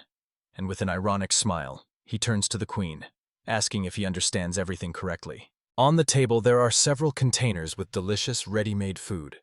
The main character and 2 girls happily put their palms together and wish each other a good meal. The girl tells him that lunch in a yakini box is the best there is. The boy never thought he could enjoy a hot lunch in a box in another world. It's not the same at all as before, when he only ate a couple of servings with Gary and tea. Tamaki is eating and says that she wants to go out behind the store. The boy replies to the girl that he thinks he doesn't really need her that much. It has been about 5 days since they left the city of Kadina. They are moving west, where the authority of Grandale does not reach. They are riding on horseback. Food, clothing, and shelter can be found right in the store, so they do not stop in cities and do not leave traces of their movement. The main character says with a smile that it is very convenient. The main character thinks about how his store is already at the 5th level, and now he has weapons. His idea of the perfect shop has completely changed. Such a development was hard to predict, but what can you do? The main thing is that he has become stronger. Moreover, they added various goods and items. There are very many in total. Tamaki is holding something, and the other girl is looking at something and turning to Kinauta. She admits that she does not know how to properly wear this lingerie and asks him to explain. She shyly looks back. Suddenly, Tamaki appears behind, takes her by the arm, and says that she will explain everything herself. Moreover, for them, as well as for those who came from another world, even more interesting things appeared. Everyone looked at one box in amazement. For example, magazines, manga, books, photo collections began to appear. All of this from another world. In other words, everything that is now read in the modern world appeared here as well. It was only possible to order one type of book per day, and some books appeared in a random order. The boy disappointedly realized that collecting the entire collection could take years. Tamaki asks the boy in surprise if this is really everything from their world, because something is not right. The main character replies that the content is certainly similar, but maybe this is a parallel world. He, with a serious face, understands that there is no information about the disappearance of their class. Tina asks in surprise about magical technologies, stores, cinemas, gaming consoles, household appliances, amusement parks. She has never seen such amazing things, and since Tina is happy, it means everything is fine. Tina looks at one of the magazines with surprise and says that this book about women in strange poses is also very interesting. Good recommendations. Tamaki scolds the guy for ordering it. This photo collection from another world was banned from the first day. If they go further, they will enter the territory of the Union of 3 Western Kingdoms. The girls ask again what this union is. Tina smiles and says that these countries are constantly under threat of attack by the Dark Lord's army, so they promise to help each other. This is a more advanced territory than Grandale, which is in the east. But to get there, you will have to cross the chasm called the Dark Lord's Abyss. The main character is very surprised when he hears this. The main character asks if it is about some castle, because he is not ready for it yet. Tamaki replies that no, it is just a name, and he still needs to figure out this matter. Tina says with a smile that, as Tamaki said, the castle of the current Dark Lord really stands on his lands, further west of the Union of the 3 countries. The boy asks Tamaki not to get conceited. The girl looks very pleased. It is said that the Dark Lord's Gorge was a repository and burial place for powerful monsters who served the Dark Lord, who once ruled the entire world. Moreover, due to the Dark Lord's curse, those who have already fallen to the bottom of the abyss will no longer be able to choose anything. This frightens the main character and Tamaki greatly. Tina tells him that this also concerns monsters, but there are safe roads often used by merchants, so one can be calm. The boy sighs with relief and admits that this is truly reassuring. He asks thoughtfully, if they defeat the current Dark Lord, won't a new one appear? Tamaki replies that this can certainly happen, but what can be done? Tina suddenly grows sadder from these words. After this, she confesses to her friends that she suspects something, although she is not sure about it and has no evidence. She tells them that in this world there is a book called Forbidden Knowledge, but finding it is very difficult. The main character and Tamaki are surprised by this news. Tina says that people say most of these banned books were burned by the church so that no one could read them anymore. While still a child, she accidentally came across a forbidden book in the underground library of Kadina. Out of curiosity, the girl took it and began to read. At that time, it surprised her greatly. Tina, with an anxious face, reports that the Dark Lord who appeared in this world was created by heroes summoned from another world. The main hero and Tamaki cannot believe this and are shocked by what they heard. Tamaki asks excitedly if this means they will now become Dark Lords. The boy replies that to defeat the Dark Lords, they summon heroes from another world, and these heroes become the new lords. Thus, everything repeats in a cycle. The girl with closed eyes says that it is now impossible to confirm these words, but it was once said, among the heroes summoned from other worlds, those who have special abilities eventually become Dark Lords. In ancient times, people understood this, and if someone with such abilities appeared during the selection of a hero, they immediately tried to get rid of him. Tamaki smiles and asks if they are okay, if no one is bothering them. The main character thinks about a hero who could become a Dark Lord. Only Yutokura Moti immediately comes to mind. He imagines this man and understands that he definitely will not be the last ruler. After this, the main character asks Tina what was written about these abilities and what they are supposed to be as a result. The girl reports that, unfortunately, this part was damaged. But, judging by the text, it only concerns special abilities that differ from the skills of other heroes. It is clear that she is very concerned about this. The main character says that his store is special too, if you can put it that way. But no matter how you look, you definitely can't see any Dark Lord here. He believes that the protective measures are, of course, dangerous, but they are not at all what is needed. Tamaki suddenly remembers something and says that there are also hot meals, delicious sweets that help the residents of the outer wall. The main character smiles and tells the girl that she is too cheerful and clumsy to be a real killer. The girl asks him in surprise if he could just compliment her. Tina gladly hugs the girl and says that Tamaki is a sweet and kind hero whom she loves very much. The main character looks at this displeased. The boy asks Tina for permission to ask one more question, and she agrees. The main character asks the girl if this hero is really from another world. After defeating the Lord, he must return home. The girl thoughtfully considers Kanada's question. The girl is worried and says that legends are silent about what happened next. According to one version, some remain in this world until the end of their lives, simply living as ordinary people. This confirms that in the world, people with special abilities, whose distant ancestors had the blood of heroes, are born very rarely. She embodies the newborn child. The main heroine understands these words and remembers the girl. She thinks, if this is true, then maybe everything Crusade said was true. Kanata tells Tina that Queen Grandil said there is powerful magic that can return heroes to their world. The girl asks about the queen again, admits she knows nothing about her, and apologizes for it. However, Grandale is a respected kingdom that has been holding hero summoning ceremonies since ancient times, so it is quite possible that she received some secret magic from another world that others do not even suspect. The main heroine says that in any case, as she has already mentioned, now they will have to defeat the Dark Lord. Tamaki admits that this is the whole story, and she is a little scared. And suddenly Tina simultaneously addresses Kanata and Tamaki. The girl looks anxiously at her two friends and asks, if they defeat the Dark Lord, will they both return to their native world? Her friends are surprised by such a question. The main character suddenly remembers that he wanted to return home. But at that moment, the girl unexpectedly covers his mouth with both hands. Suddenly she lowers her hands, hugs herself, and apologizes to the two sitting nearby. She asks if that is exactly why they are moving forward now. First, they need to head towards the alliance of 3 Western countries. The main character and Tamaki are watching the girl attentively. Then it is time to get ready for the journey, and Tamaki decides to help Tina, while the main character thoughtfully reflects on something of his own. The main character becomes curious about what the previous heroes thought during important moments. When it is time to make a choice, he looks up to the sky. Then they finally moved on. After several weeks of travel, they reached the gorge of the Dark Lord, in front of which stood a signpost. Their entire squad is surprised that the bottom of the gorge is not visible at all. It is frightening to even imagine that demons might be down there. These are the same demons who served the Dark Lord in ancient times and miraculously survived. They are as gigantic as the Kaduses, or maybe even bigger. The main character believes that the Dark Lord who once controlled him was probably a cool guy, even cooler than Kadus. He asks Tina how they could have possibly defeated him at all, and the girl replies that there is no mention of this in old books, so she is also curious to find out how it happened. The main character says that he heard something similar in classes during the hero training program.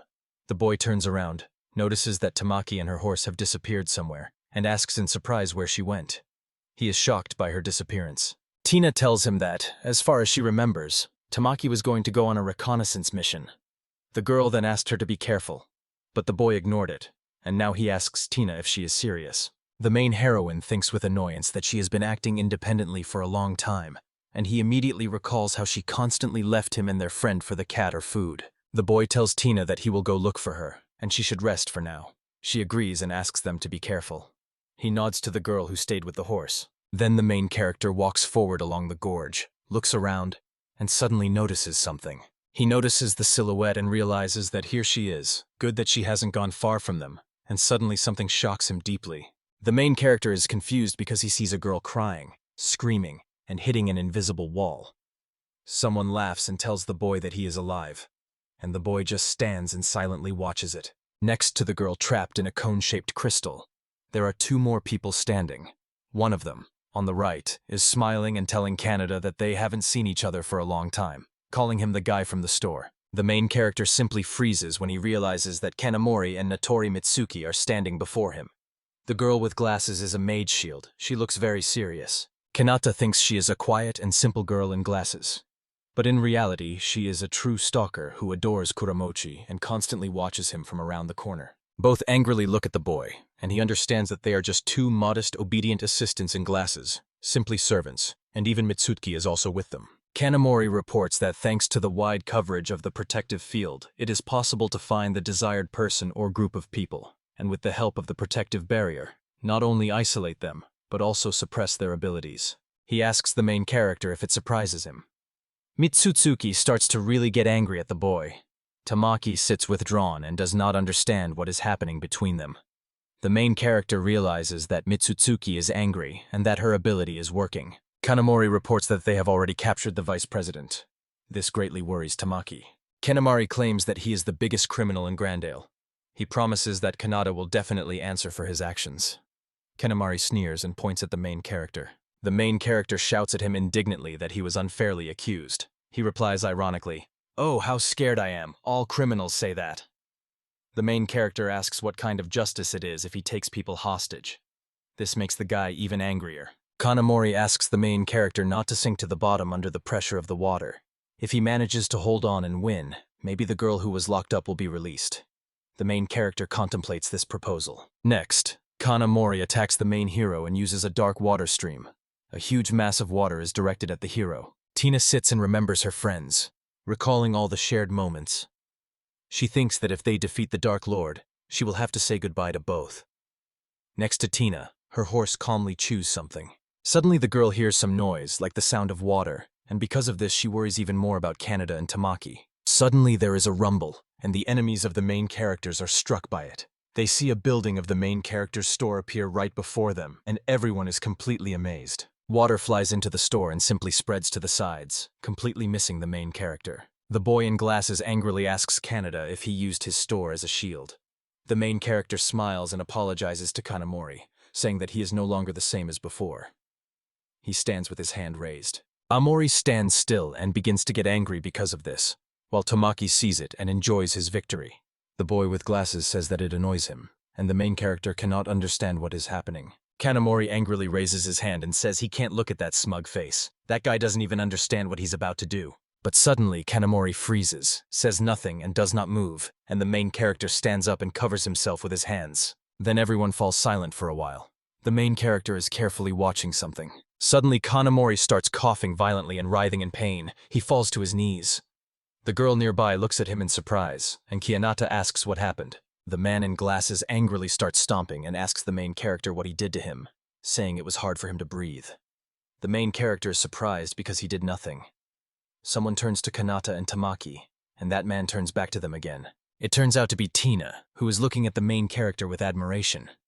The boy is surprised by her appearance, while Kanamori is disgustingly smiling and also looking at the girl. He asks them if she is involved in this too.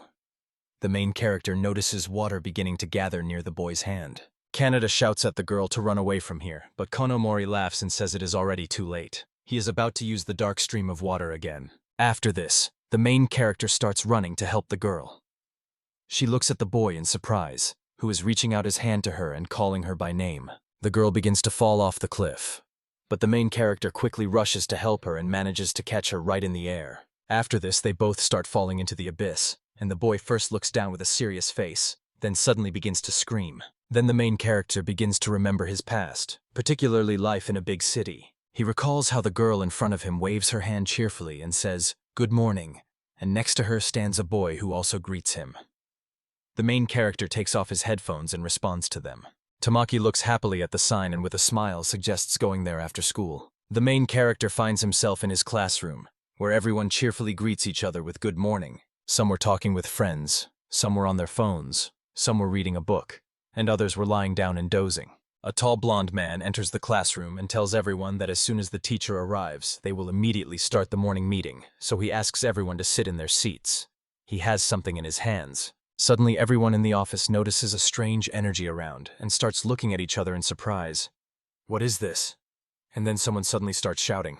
The main character moans in his sleep and barely opens his eyes, lying down and looking up, thinking that he dreamed some warm dream from the past. The main character notices a hole in the ceiling and wonders if the store saved him.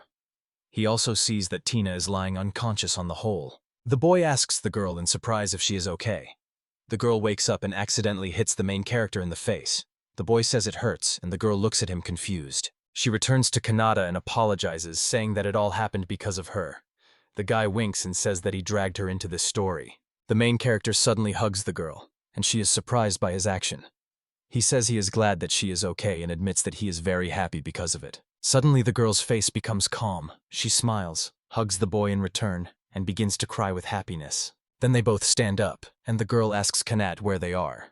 The main character looks out the window and notices that at the very bottom of the Demon Valley, silhouettes of some monsters can be seen. They are walking together on the rocks, suddenly passing by a monster. The main character calls his store, and Tina looks back anxiously. Then they both go down the stairs. The main character goes first and says that this is his underground hideout. He knew that something had been changed there, but inside everything is almost the same as a comfortable office. The main character stands by the computer and thinks that something huge is outside. Therefore, here in this room, it is probably safer than in the office upstairs. The girl agrees, and the main character decides to first survey the surrounding environment. He presses the drone icon and flies it a little beyond the building. Suddenly, they see a huge dragon with surprise. The girl asks if it is Kadus, but Kanata says no. This creature is much bigger than the one he defeated in the city of Kadina, and also of a different color. Maybe it is some other kind. But there is not just one such dragon there, but several at once. The boy with a serious expression understands that this is exactly the bottom of the Demon Valley. Suddenly the girl notices something, points to the screen at the boy and tells him about it. Just some round creature is moving on them. The main character is horrified. This creature simply drove through the store and left nothing behind. He is shocked that their store is literally destroyed. The girl is also standing frightened. The girl looks back and asks why the shelter remained undamaged then. The main character also notices this. He says that even when the store was destroyed, there was no vibration or sound from outside, so perhaps this place exists separately from the store itself. The room they are currently in is surrounded by complete darkness. The main character thinks that this is a strange mechanism, but it is good that it exists at all. Something tells him that this convenient thing seems to be preparing for future problems. She decides to find out how high they can climb. Gradually, the drone rises higher and higher. First to 200 meters, then 300, 400, 1,000, 2,000, and finally reaches an altitude of 4,000 meters. The main character says that the depth here is very great. The girl notices the light, but suddenly something explodes, and the image from the drone disappears, which greatly surprises both. The main heroine wonders if this is the same demonic magical seal that TK talked about. She said that if you fall under the influence of a demonic curse and end up at the very bottom, it is impossible to get out of there. The girl says she sees this for the first time, but it seems that a powerful magical barrier is set further ahead. The main character asks in horror if this means they will never be able to get out of this valley, and a message appears on the screen saying there is no signal at all. The main character and the girl run forward in fear. The boy shouts to Teeny to run faster. The girl is very scared of this situation. Canada shouts to Teeny to use a lightning dash, and the girl agrees. Then the boy calls a store. The store appears right in front of them, and they quickly run inside because a huge dragon is already approaching from behind. The girl calls the boy to hurry up, and the main character reaches out his hand somewhere. Immediately, as soon as it happened, the store walls shatter into pieces. They are torn down by dragons. Claude Pa pierces everything that comes in his way. The main character falls down the stairs and smiles because he thinks it's good that they are moving to a better house. Tina shouts his name, and the boy lies on the floor thinking that this is just some incredible game. The dragon looks at the door it holds in its paw in surprise. Has no one even informed them that their supplies have at least been replenished? The main character hears a squeak. The system informs the boy that the store level has increased. This surprises him greatly. Then the same notification comes several times in a row, and each time the main character is surprised. He thought it happened once, but here one after another. Tina looks at the boy in surprise. The main character admits that his level suddenly jumped by 4, and the joyful Tina says that it is simply wonderful. She asks the boy with interest if there is anything new, and the main character raises his hand and decides to check what is happening. A table appears with a bunch of new products and household goods.